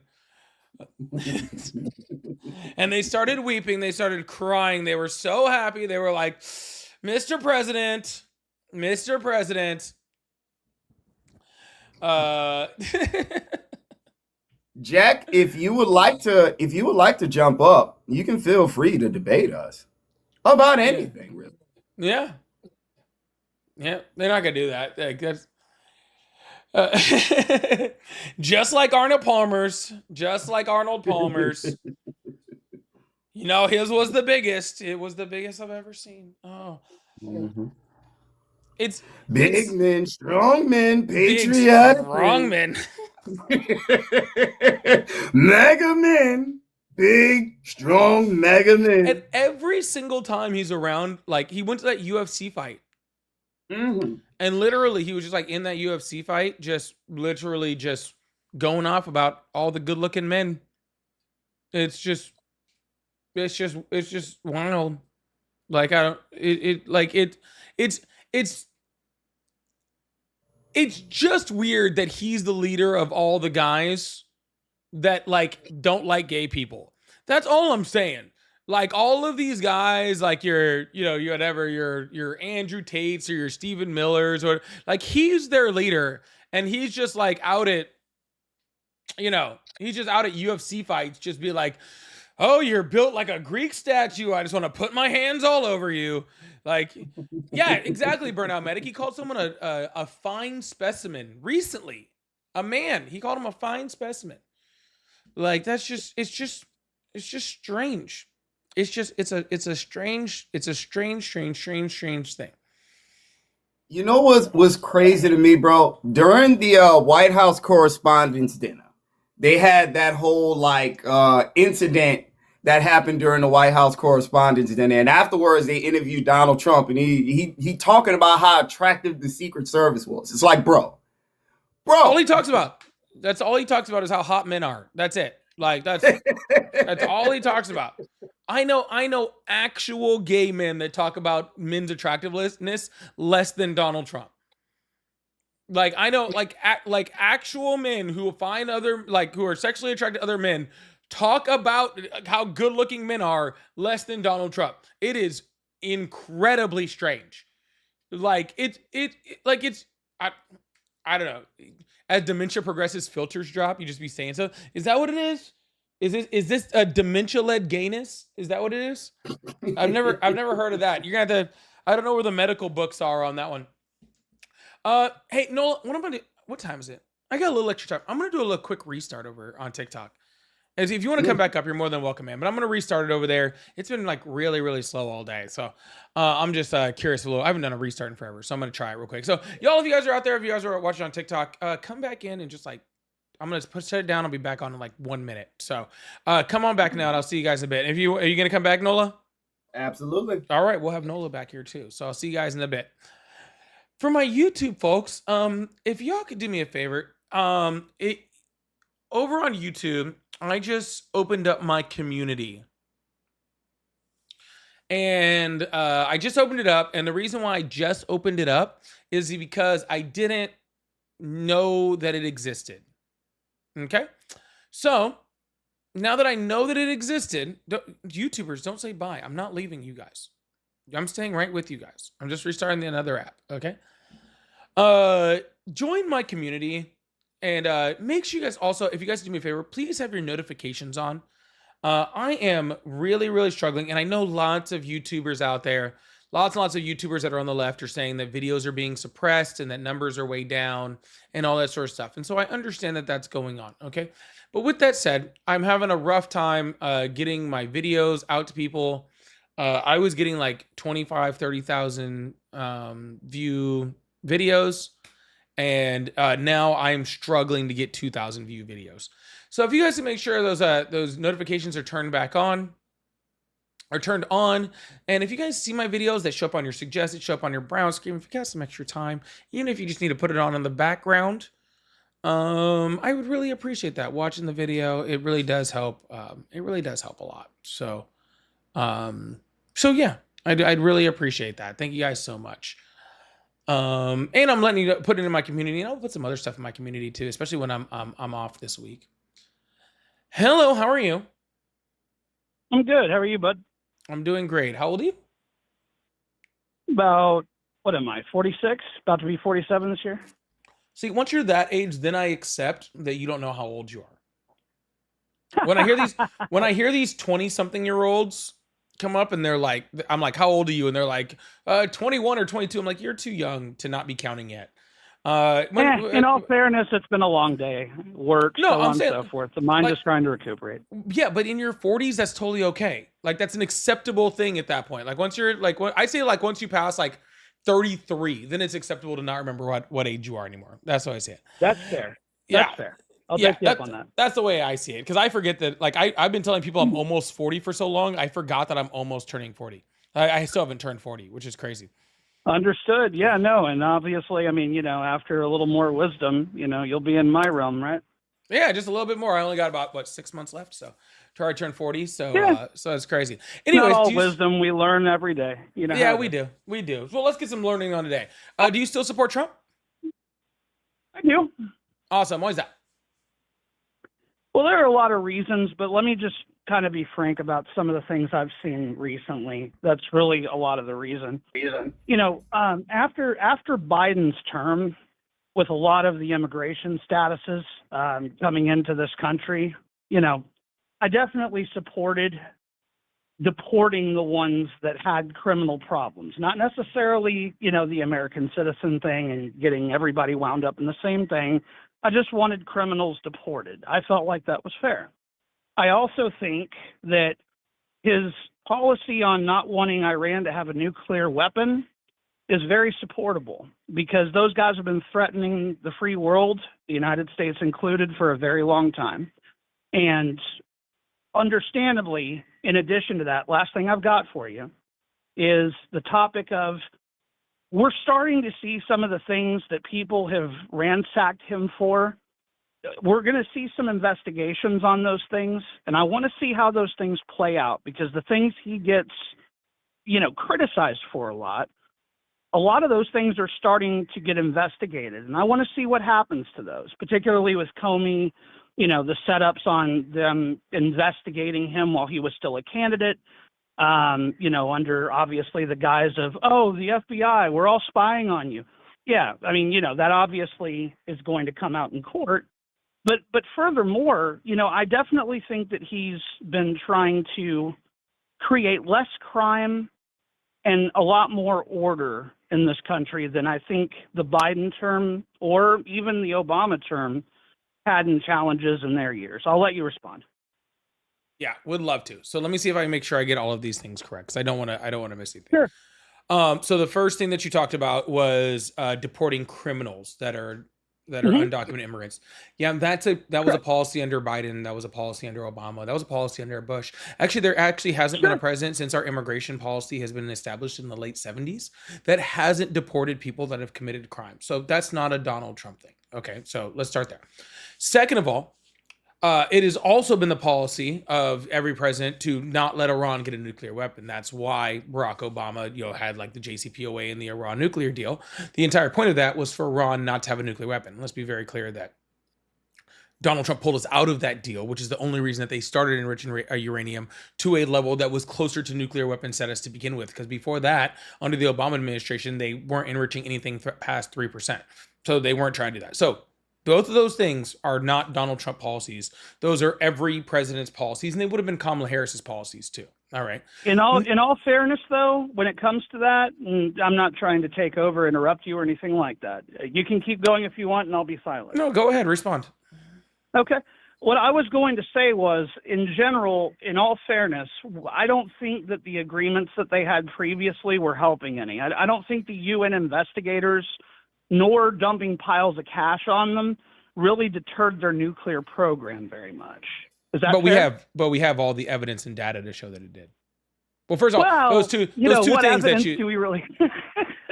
Yeah, we have the evidence. What I don't want them to have is I don't want them to have a nuclear warhead, and I don't want them to have the ability to blow up, my country specifically, nor any free-loving country aside from us. And I think do you want putting the evidence? a bomb in a terrorist's hand is a problem. Well, do you want the evidence? Obviously. Yeah, the evidence is that the IAEA, which was able to go and inspect their nuclear facilities, and all this crap about like, oh, Iran had to tell them which one they couldn't go. That's all a lie. That was nowhere in the agreement. All right. So they were able to go into these nuclear facilities and they tested their stuff, and they never reached a level that was above 30%. Right? Never reached a level that was above 3%. To put that in context, you need 90% to create a nuclear weapon, which they still don't have. Okay, even That's to this correct. day, before we started this, but they never had above 3%. Second of all, we have the largest intelligence apparatus on the face of the planet. Our intelligence apparatus, who doesn't need to go like with the IAEA, we have spies and signal intelligence and all of the intelligence. Our intelligence apparatus from the Director of National Intelligence also said they never got above 3%. You know who else's did? Israel's intelligence agency also said that they never broke the agreement and never went above 3%, right? Under the JCPOA. Right, and we Most did that all recently, however. Hold on, sir. I let you cut Okay, me off go last ahead, time, but go it is ahead, my turn sorry. to respond now. Okay, so the 3% is because they're a signatory on the NPT, which allows them to develop nuclear weapon for things like nuclear material for things like medicine and energy and stuff like that. They're a signatory on that, and so we agreed to that a long time ago that they're able to do all that sort of stuff. So they're not trying to make a nuclear weapon. Then Donald Trump removed our ability to enforce it. After that, they started enriching to a level of 60%, and even at that, they still weren't trying to make a nuclear weapon. According to Donald Trump's own Director of National Intelligence and his director of the Anti-Terrorism Center, who said they weren't even trying to make it, even though they started enriching up to 60%. Okay. But again, the Obama deal, and you can say, like, oh, I don't like that they gave them money. Well, guess what? Donald Trump just put $300 billion on the table for Iran in order for them to give up their nuclear material. To put that in perspective, for the Obama administration, it was less than 3. Okay, so if you don't like the fact they're giving them money, Donald Trump is giving them a lot more money, 100 times the amount of money to do the exact same thing that Obama did without going to war. So all I'm saying is that you're saying that you like Donald Trump because of this, and what I'm saying is that Democrats not only had the same policy as you, right, that you like, but they did it better and more efficiently without going to war. Honest to God, here's the only thing that I would counter with, right? And you're probably correct in most of the things that you said. But in response to you, what I would say is, who's going to go forward and monitor them moving forward to ensure they don't continue to go progressing towards a nuclear weapon after they've been paid off? Obviously, somebody's got to go forward and make sure if they're going to invest that much money, I would assume. And you would want your own people to do that. Why do I need my own people? The IEA had people from all over, the highest professionals in the land to be able to do it. And the IEA has more of an incentive in order to make sure they don't have nuclear weapons than we do, because they're closer and they actually could be in range if Iran decided to do that, right? But we're very much I would say, close into that. hire So Mossad to do it. I trust Mossad.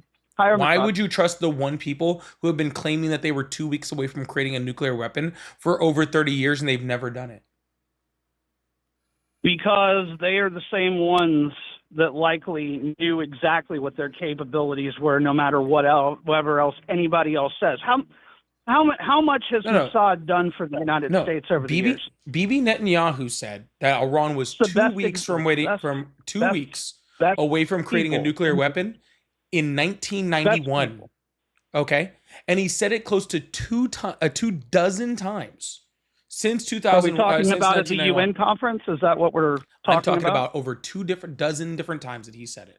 Okay, so if Bibi Netanyahu has said since 1991 over 2 dozen times that Iran was 2 weeks away from creating a nuclear weapon, and 0 times have they created a nuclear weapon, then why would that be the people that I trust? May I add they some weren't info on that, necessarily brother? to the point where they were going to be fired. Pretty Yeah, sure so that they go were ahead, Nola. probably still in testing phase, but So we'll they let that weren't. go. No, they weren't. They hold on real quick. I don't want him to get away with that. No, the fuck they weren't. Okay. Yes, they were. No, they weren't. Yes, they were. No, they weren't. No, they were not in a testing phase. Okay. Again, the director. No, they weren't. Now, You're right. I'm saying they probably weren't there yet. They weren't trying to get there.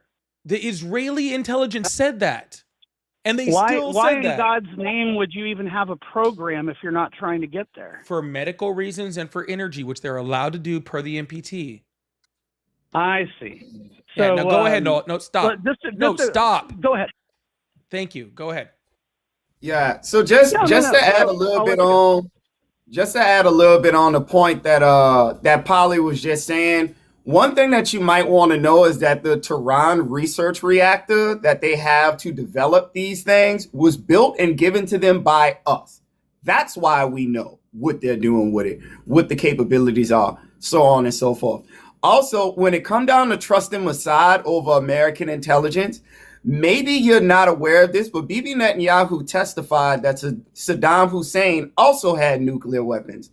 Do you remember how that turned out for us with the war on terror? Did we ever find that Saddam Hussein had WMDs? Or did that turn out to be false? I'm claiming you're right. Sure. So above all else, I think it's worth saying that when you talk about Bibi Netanyahu, he has already sent us into the Middle East on false pretense. He's been known to try to blackmail our president. Bill Clinton was actually blackmailed by Bibi Netanyahu to release Jonathan Pollard, who was an American soldier that was caught giving information to Israel. So let's talk about that. We can also talk about the fact that right now the Israeli government is at the highest threat level for surveillance on Americans. These people are clearly not our friends. Why would you trust them? Why would you trust them? Am I good to talk? Yeah. Yes. That wasn't. I don't know all of the things that you know, and I try not to talk about things that I haven't seen or at least believe with my own eyes. I'll grant you everything you just said. I'm not sure how to respond to the things you just said.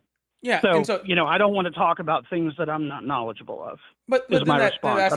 Then that answers a bigger question for me. Why do you trust Mossad over U.S. intelligence if you don't know anything about it? Right, because you're making the claim because the U.S. intelligence agent, U.S. national intelligence, right, has said specifically they weren't trying to build a nuclear weapon, right? That was last year, right? They said that, right? The director of anti-terrorism said that both these people Donald Trump appointed said they weren't trying to make a nuclear weapon, right? This was just last year, and they've said that over and over and over and over and over. So why instead of Americans who have U.S. interests in mind primarily, right? Over 5 different administrations, 6, I think technically, right? Have all said they're not trying to do it. Why would I go to another country's intelligence agency who has a completely different mindset, right? Who thinks about this entire thing differently than us, right? Why would I want to go trust them instead of trusting our own intelligence? Because we're obviously allies. I would think they want what we want. We're both free countries. So if our intelligence is saying one thing and their intelligence is saying another, why would I go with their intelligence instead of ours? And let's also be very clear that the intelligence collection of over 50 other allied nations, 50 other allies, all said they weren't trying to build a nuclear weapon also. So it wasn't just us. I'll give right? you the answer because, in my opinion, I think Mossad knows more about their enemies on that side of the world than I think the United States does. Okay, well, what about countries that are actually closer to Iran? Right? What about people? You don't think they have their own intelligence? Yeah, and their intelligence said Iran wasn't trying to make a nuclear weapon because they're also allies. So whose side are they on? Is my question. Whose side are they on? Whose side is Israel on? We are. That's for damn sure. How do you know? That's what I care about. Why would you say that you don't know whose side, like, I don't know, Lebanon is on, right? Or a country like that. Why would you say I don't know which side they're on, but automatically know that Israel is on our side, right? You're just making an assumption. Israel's on their own side, right? That's not. But let's be in terms of what you're saying, I agree to a certain extent. If their country is coming first, yes. But if our country is in our own, every country looks out for themselves first. Every country is for themselves first, except for apparently us. Except for apparently us. Apparently Saudi will trust Saudi's intelligence. Israel will trust Israel's intelligence. Kuwait will trust Kuwaiti's intelligence and act on it based off what is best for their nation. But we apparently, even though we have a much stronger and much more robust intelligence network than any of them, apparently we're not allowed to trust ours and we have to trust Israel's? I know. Hey, look, we don't trust every single thing out there. Obviously, everybody's got information about different things. I'm not trying to get all wound up into this, but you get what I'm trying to say. Sir. All I'm saying is we are supposed to be America first. That's what I want to be, right? I want to be. I would definitely agree. That's been his motto. Well, yes. No, it's not a matter of being Donald Trump's motto. Donald Trump's is just jibber jabber, right? His is just lip service. Donald Trump's not America first at all. Right? He's in no way America. He's Israel first, right? He's Argentina first, right? He's Hungary first. He's sending the vice president. That's the case necessarily. I personally think he would act on behalf of the United States before he would act on any other country. Then when is he going to start? Because he's been president for 5.5 years and he hasn't done one. He said he was going to fit 90 trade deals in 90 days that were going to help the United States citizens. He created a grand total of 0. He said no new wars. We need to keep Americans out of war. We are currently at war. We were literally attacking Iran today. He said he was going to lower grocery prices on day one. He not only did not lower them, he raised them and also raised gas prices. He said he was going to drop the unemployment rate. He raised it. He said he was going to help like things like median household income. He did the opposite of that, right? Everything that he said he was going to do to help Americans, to put America first, he has not only not done them, but he's done the opposite of those things. And the only person that he has truly helped is himself because his net worth has quadrupled since he's been in the presidency. All right. So Trump has not been America first. I am America first, right? I truly am.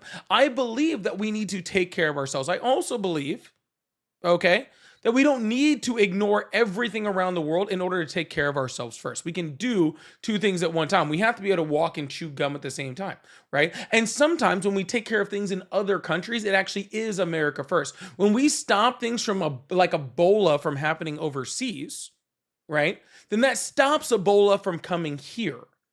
Right? When we start to eradicate screwworms in Central and South America, and spend the U.S. money to do that, then it stops us from getting screwworms that affect U.S. cattle, right? So sometimes we have to reach out overseas to do things that help other people in order to help us generally, all right? But what I don't want is for us to be spending $1 billion a day, right, on a war for a country that had no imminent threat to attack us, that according to our own national intelligence was not trying to build a nuclear weapon, right? Who did not have the missiles in order to attack, granted our bases across like the Persian Gulf. Of course they had, but no like major US assets, Like, and these were outside of the direct region. And then for us to spend what, like $1 billion a day, we've already lost what, 15 US troops.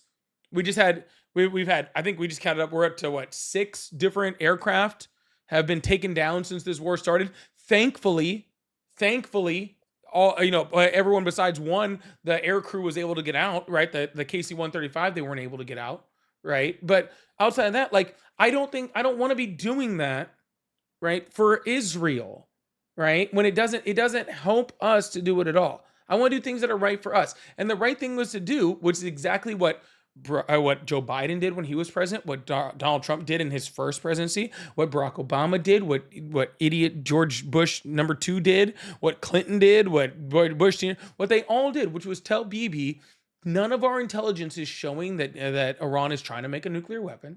And so we are going to stick with our intelligence, and we're going to work with them on a different level without going to war to ensure that they don't have a nuclear weapon. And we're going to do that without going to war. Because the sad part is, I know I've been monologuing for a second, so I'll shut the hell up in a second. All right. But what I'm saying is, the biggest problem is that this whole war has now gone off, and they're not further than they were from making a nuclear weapon. We haven't actually solved anything by doing this. Everything is just as bad as it was before, if not worse. So, anyways, sorry, I monologued for a second. Go ahead. Yeah, like if It's all good. anything, No, I would that's say all I had for you. I was just listening. That's it. We'll let Nola go ahead. Go ahead, Nola. Yeah, I would say it's definitively worse because a lot of people, it kind of went over their head. But literally the day before we struck Iran, the foreign minister of Oman went on Meet the Press and revealed that they had a deal on the table where they would never stockpile uranium again. When it comes down to uranium, 20% is medical grade, 3.65 is what the JCPOA allowed, 90% is weapons grade. You can't make anything if you don't stockpile any uranium, though. That was the deal that they offered us. They were also willing to offer us that deal in perpetuity. A major complaint of the JCPOA is that it came with time limits. Donald Trump had a deal on the table from the Iranians that they would stockpile nothing that they were not immediately going to use, and that was going to be a deal in place in perpetuity. They would never do it.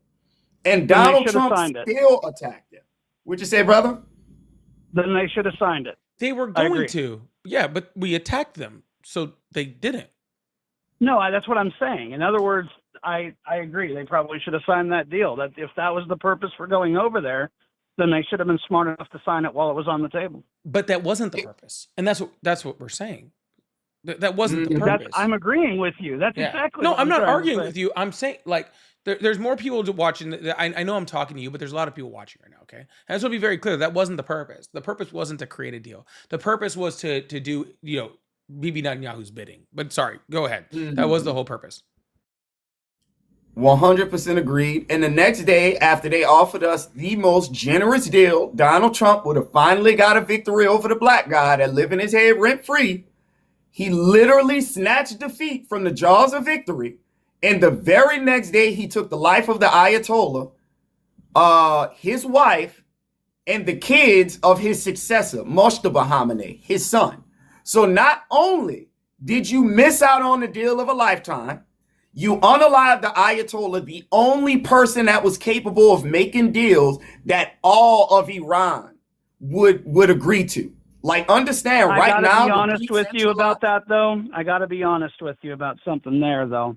It may not necessarily have been U.S. first. Then I'm getting away from that subject matter when I say this, but that guy and what he was doing to the Iranian people in terms of their freedoms under obviously religious and combined with obviously law, so on and so forth. On top of that, all the terror proxies that came from them and all the things that they've done to the Middle East, I have a serious problem with that guy. So brother, go ahead. I'm sorry. Brother, hear me out. I'm not here to try to argue to you that the Ayatollah was a good guy. That's not what I'm here to tell you. As a matter of fact, I'm sure we have the exact same sentiment. I'm glad we agree on that. That's a good Here's the problem that comes into this conversation. The government in Iran right now is decentralized. So when we lost Ayatollah Khamenei, What that basically did is separate control. So you have some parts of Iran that's saying we want a deal. You have other parts of Iran saying, no, we don't. We will never give up our nuclear material. The Ayatollah was the last living representative of Iran capable of making a deal and speaking on behalf of the entire country. I'm never going to tell you he was a good person and that his government was progressive and what I wanted for Iran. But what I can tell you is, in terms of solving the problems that we needed to solve in that region, he was the guy that could do it. And what we did is we took his life, we took his wife with him, and we took his son's kids. We created a Marvel villain. In one day, we took out the Ayatollah, his mom, and his kids, and then we struck a school with 168 schoolgirls in it. Can I jump in here for a quick second? Bringing other things into it, I understand, I get it, but I mean, I was just clarifying. I don't want him as the ruler. He's not there anymore. It's all been done. So there's really no going back on that. First of all, let's be. I just want to add this. First of all, and I think this is the most important. Well, two most important parts. Right? One, he was 86 years old. Okay. He was going to die anyway, as your point. He was going to die real soon. Okay. So if he's willing to sign a deal, then let him sign the deal. He's going to be dead soon anyway, right?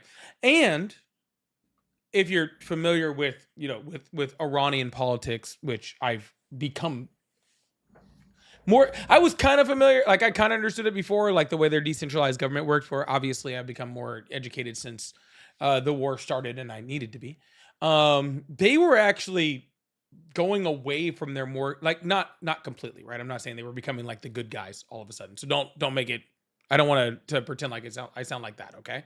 What I'm saying is that their old school, like more conservative, more radicalized faction was actually being kind of pushed out, and they were actually starting to lean a little bit away from that, right? So his successor would have been less like crazy, right? And he actually specifically didn't want his kids to be the successor, right? He specifically didn't want that. He had a whole line of succession. They've been forced into the role, which I understand. Go ahead. Yeah, and yeah, exactly. So now the son is in charge, and like he said, well, we just saw the Americans kill his dad, kill his wife, kill his kids, kill everybody. So now we have he's pretty hurt himself. Yeah, go ahead. Yeah, so now we have the most radicalized version of an Ayatollah that can exist. Not to mention, I believe it. We believe that his leg is gone too. You know what I'm saying? Like, yeah. I don't know about you, but if you took my dad, if you killed my dad, my wife, my kids, and took my leg off, you're the enemy now. Yeah, like, I want to end the lives of in retaliation. I want to end the lives of everybody that was involved and so on. I mean, wouldn't you want to?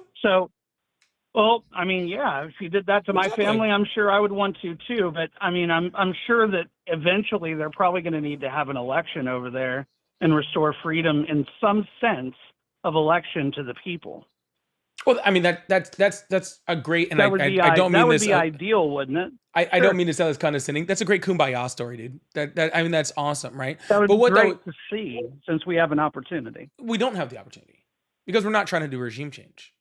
We're not. I'm just saying, in general, it would be good to see over there if they go that direction. Right, because obviously Iran used to be a very free country before all this. Yeah, but any chance that it had moving before the religious mullahs decided to step in and start dictating the way things were going to be. Well, let's be very clear. They didn't decide I think to step in. It was a much better society. The CIA and MI6 put the religious government in there, not the other way around. They didn't decide to be that. The United States actually put them in there. Operation starts with a J, I think. I can't even remember. Ajax. Huh? Ajax. I was close. I knew there was a J in there someplace. Yeah, I'm not necessarily going to tell you you're wrong or right. I don't know about that. I'll have to research it myself. Yeah, so we were the ones that put them in there because this was like Cold War Red Scare time, and the communists taking power was the worst thing ever. So they put the Islamists in there instead. That's a whole other story and a whole other history lesson for later that we don't actually need to go into. But we've also seen how Islam has treated other nations around that area. They're all in general very similar to one another, and it didn't happen to be very, let's say, positive that the Iranian, let's call it, proxies of terror extended that into the other countries they've influenced. Saudis are Right? ally. They Am were I just at the saying that White House. correct? Syria was just a leader of Syria, an ex-Al Qaeda member was just at the White House. We have very close alliances with places like Kuwait, places like Qatar, where we actually have military bases, very, very large ones. Communism Actually, is definitely my enemy any day of the week. So I don't no, it's want not. communist Communism is probably your anything friend anywhere. that you just don't realize it, but that's a whole other story. No, Again. I don't like communism, period, the end. Awesome. What's the definition I of will communism? never like communism. What's the definition of communism? Communism is when the government is literally taking, probably I would say, a big chunk of your money, controlling the state, controlling revenue, controlling businesses, and literally everybody's paying a lot of money towards the state. They barely have any food. They barely have any money. They barely have weapons at all, that practically taken away from most of them. And the government seizes all control. As a matter of fact, if you revolt against the government, guess what happens to you? Most times out of none, in all communist countries I've ever seen, they die.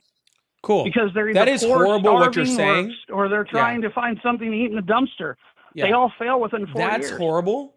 That's not communism. That's totalitarianism. Just so happens described, that communism and totalitarianism just so happen to have something in common. No, they don't. Because communism They is do. a moneyless, classless, stateless society, right? That's the true definition of communism. And we haven't seen communists since like indigenous tribes and like, some like, Scandinavian, tribes. What about the Cubans? The Vikings and all that sort of stuff. The communists are dictators. They're a totalitarian dictatorship. They just call themselves communists. The Cubans have been under communism forever. You can't have a Thank dictator God and be Fidel communist. Castro's dead. You can't have a dictator and be communist. Then what was Cuba? I just told you they were a totalitarian dictatorship. Oh God! It was also the system. You have to go forward and blame the systems that were under those dictatorships for responsibility of the outcome. That's my only point. Well, no, I don't like dictatorships. I agree with you that I don't like dictatorships. That's not an issue. I don't think dictatorships then are why good. is it that in most all of the communist countries I've seen in history, dictatorships decided to do the same thing? You've never seen a true communist country in your life. Oh, I have. No, you haven't. I've seen communism at work, and I promise you not. I don't want it here. No, you and I haven't. don't want socialism either. Well, you've never They seen can get it, the so hell you out don't, of here. sir. Anybody Sir, that believes in any of that does not need to be in the free country. If the definition of communism is a moneyless, classless, stateless society, then how did you see a communist country? Literally, the words communist country is actually an oxymoron. People are poor, government's rich. They have everything. Yeah, you just described the United States. No, we're actually a republic. You just described the United. No, you said. We are You capitalist. said the public is poor. You said the public is poor and the government is rich. Donald Trump is a billionaire. All of his billionaire friends are running the government, while we have an incredibly high poverty level for the entire what we consider wealthy nations. Actually, the only reason we're even really considered a wealthy nation is because we have a dictatorship. I didn't say that, sir. You just don't have a full understanding of what communism is. All right. Yeah, but that's just it. You just told me that our country is basically being run the same way that a dictatorship is, and I say no. There are differences in money and also in political schemes to differ those countries in history from our own. So correct, I don't sir. believe that for but a what second. you're describing isn't communism. That's what I'm Because trying. communism That's what I'm kills trying to let tons you of know, people. sir. That's not, everywhere that's, it was. Everywhere. What party in Italy fought against Benito Mussolini and fascism? I don't know the answer It was to the that, but I'll communists. tell you which ones It was I've the studied. no. The Don't tell me anything. Chinese, I've studied the was Chinese, the I've communists. studied the Bolsheviks It was and the the Russians. It was the communists. Okay, it was the Communist Party. Who fought against? Well, yeah, when who the fought communists against? see the world ending, I'm sure they probably want to turn around and who was the buddy number together one? with anybody they can, including the free world, Who was the right? number one enemy of fascism in Germany? Who was the number one enemy? Who? Tell me. It was the communists, right? Because anything that gives workers power is considered the enemy of a state that wants complete control. Okay, tell me that this: gives who workers was powers. the number one enemy of the Nazis when the Nazis were in Communists. control of Germany? Communists. Absolutely not. They were the first and people that, that were. They were I the. am going to end my call. Well, please do. And when you end the call, can you please go read a history book? Because the first people that were rounded up, he already ran. The first people that were rounded up, okay, the first people, okay, were the communists and the socialists. Those were the first people rounded up by the Nazis in Germany. The first ones. They were rounded up. They were the first people in the camps. Okay? It was those camps were the original camps were built for those people. If they were either sent to camps or they were killed. Yeah. Just that's what it was. Sorry, Nola. I was about to let you jump in there, man. He ran. He didn't like that very much. Oh yeah, no worries. You could definitely hear like the Red Scare logic that was programmed within him. Like I'm guessing, I can't remember what age he said he was, but I'm guessing he's an older guy. I don't remember. I think he. Oh no, he said he was in like his 40s. Oh my god, he did say he was in his 40s. He sounded like he was in his 60s. It was a rough 40s. That dude had a rough 40s. Yeah, no, because I was thinking the whole time he was in his 60s too. Like he like maybe he grew up in like kind of like Cold War, Red Scare time frame. No, I remember specifically he came in and he was like, yeah, he's like I'm 40 something, and I was like, oh, okay. Anyways, but yeah, no, he sounded like he would have been great in like the 50s and 60s, talking about how we need to, he would have been a big fan of like going into Cuba at the Cuban Missile Crisis. Like he would got to keep communism out. Like, but then again, I mean, Reagan was pretty heavy on like the anti-communist talking points and all the rest of that stuff too. So what if he late 40s? That'll put him around like the 80s, right? Because I think Reagan came in the he was from 79 to like what, the late 80s. Yeah, when Reagan was born into it, it doesn't count. Like you don't. Fair point. I was technically born under Reagan. I don't remember it. Like the first person I like remember recognizing as a president, as this person is the president, I think was Clinton. Which actually makes sense because Clinton was what? He came into what, 92? Is that right? I think so. When did Clinton start? Like, Clinton was 92, right? Is that right? He was 92 to 2000 or whatever. I think. I believe so. 91. I think Clinton was after Reagan, right? I think Clinton was directly after Reagan. So you're right. I'm losing track, but he's the one in my head that I'm like, yeah, he's the president. So 93 to 97. Okay. That checks. Cause 93, I would have been like 6-7 years old. And that was the first one I remember being like, oh, that's the president. Like that makes sense. But anyways, yeah, I don't have any memory of Reagan besides him, just existing. But anyways, y'all, hey, Electric and Scorpion, thank you so much for the DJ glasses. I saw one go to me, one go over to Nolo. Really appreciate that. And Scorpion sent one earlier too. Yeah, I really appreciate that. If anybody would like to help, I got 2 more DJ glasses that I'm trying to clear out of the gift goal. Thank you guys so much for continuing to support Nola also. Also, if you guys like support over on YouTube, I do have super chats and all those stuff. Scott sent one earlier. Said, "Is this guy on his knees waiting for Donnie to come home?" He was definitely talking about the guy earlier because that was super true. Mm-hmm. Yeah, XX Elizabeth, I already talked to you. VJ, thank you so much. Santiago, thank you so much. Odilia, that's kind of pretty.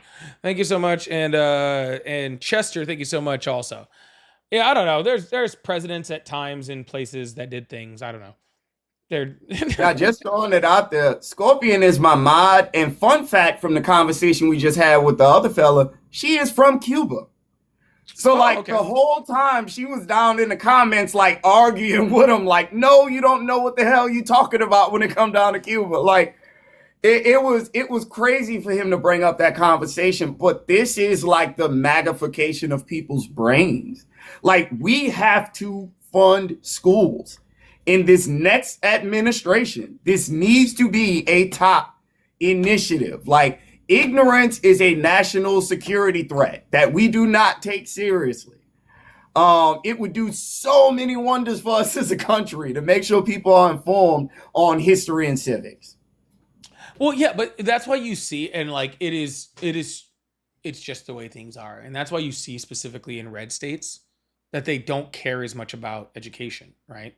They're always lacking in education. The reason for that is because you can't convince people to vote for you if you educate them.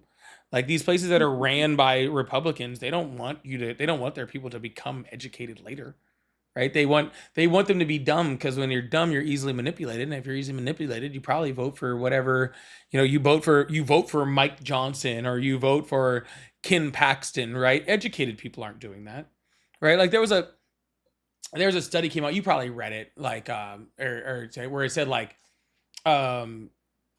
pretty much it said that like Republicans have more like variety of thought than people on the right do than the left. Like they have more like they're like open to more. It's a whole study, right? And the right took that as like, see, the left is all closed-minded, and they pretty much said like the right is more open-minded, right? Mm-hmm.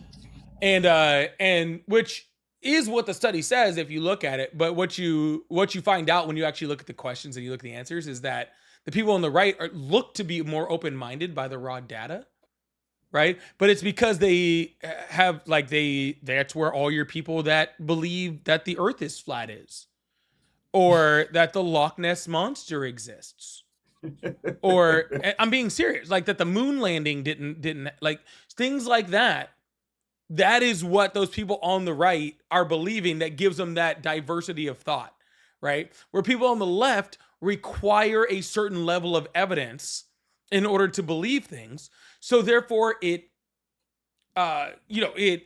shortens what we're able to actually accept as factual, right? Because we need a certain amount of evidence, we need a certain amount of logic.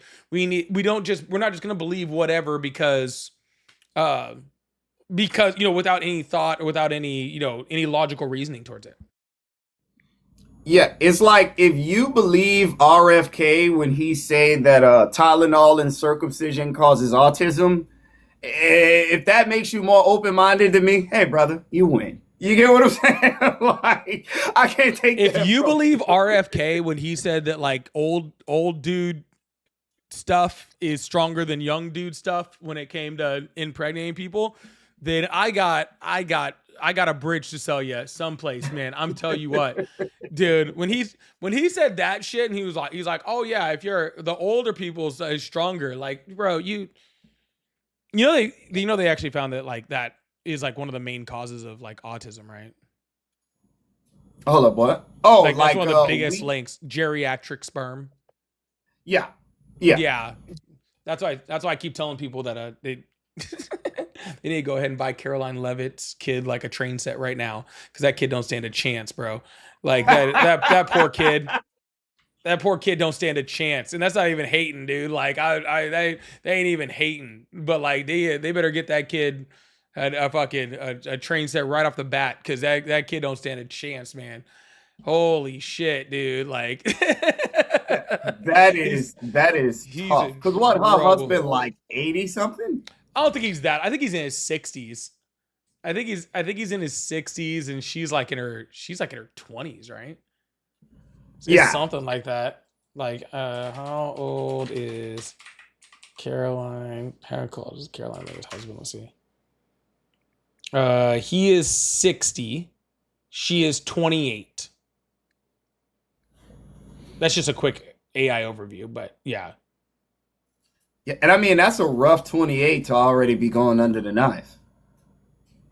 Bro, did you see like the time pictures?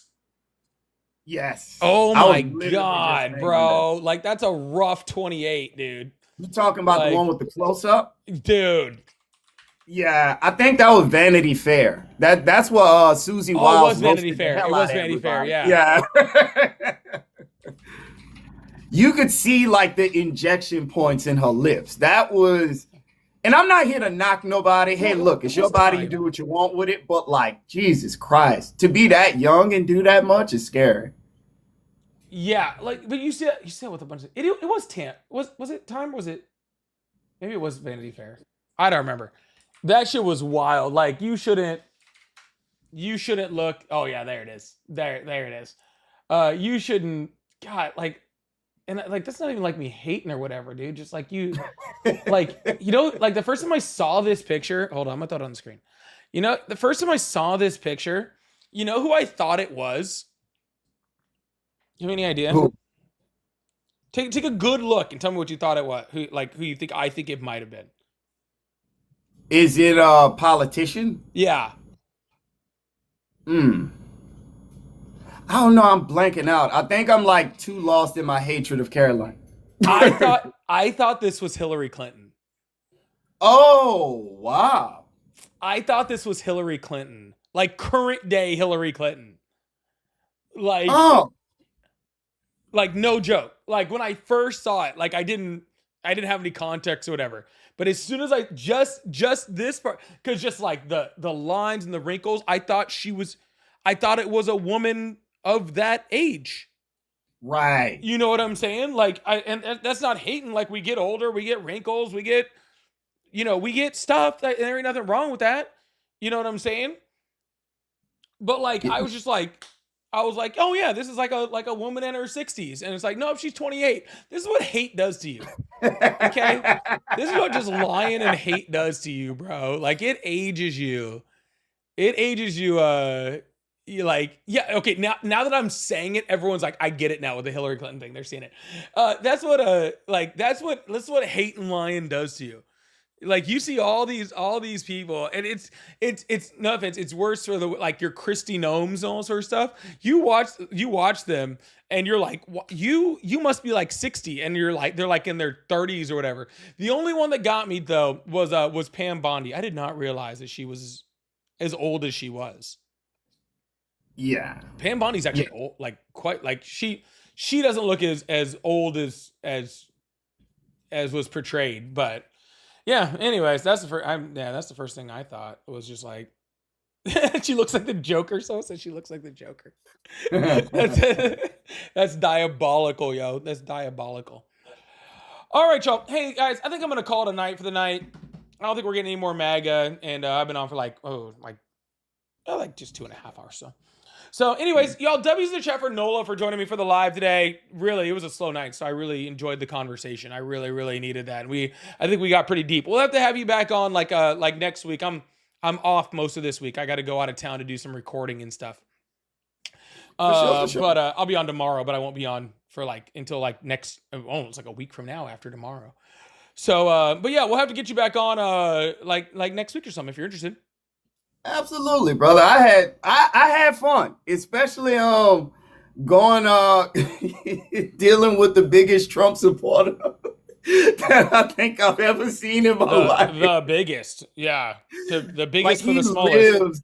He lives the life of the ultimate MAGA insult. Like he is the person that we accuse everybody of being openly. Yep. He was actually that dude. He was like that AI video that you seen that AI video, like the big old like bad country dudes are like, Donald Trump, you are my daddy. You seen that video? Yeah. Oh, okay. Yeah. I was like, if you haven't seen it, I'll send it to you. It's hilarious.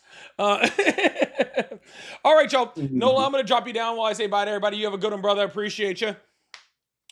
Everybody else, y'all, again, I will be back on tomorrow around this time, and then after that, I will not be on for like a week. So I'll see you guys tomorrow. At some time, 6 or 7 o'clock Central. I'll be on around that time. But I'll see you guys then. I hope you guys have a wonderful night. I love all of you guys. Thank you guys so much for the support. Leave here. If you're on YouTube, leave here and then go watch my video that I posted last night. Please and thank you. And go watch my podcast if you haven't.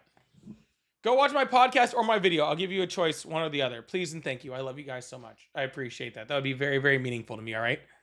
See you guys later. Love you guys. Bye.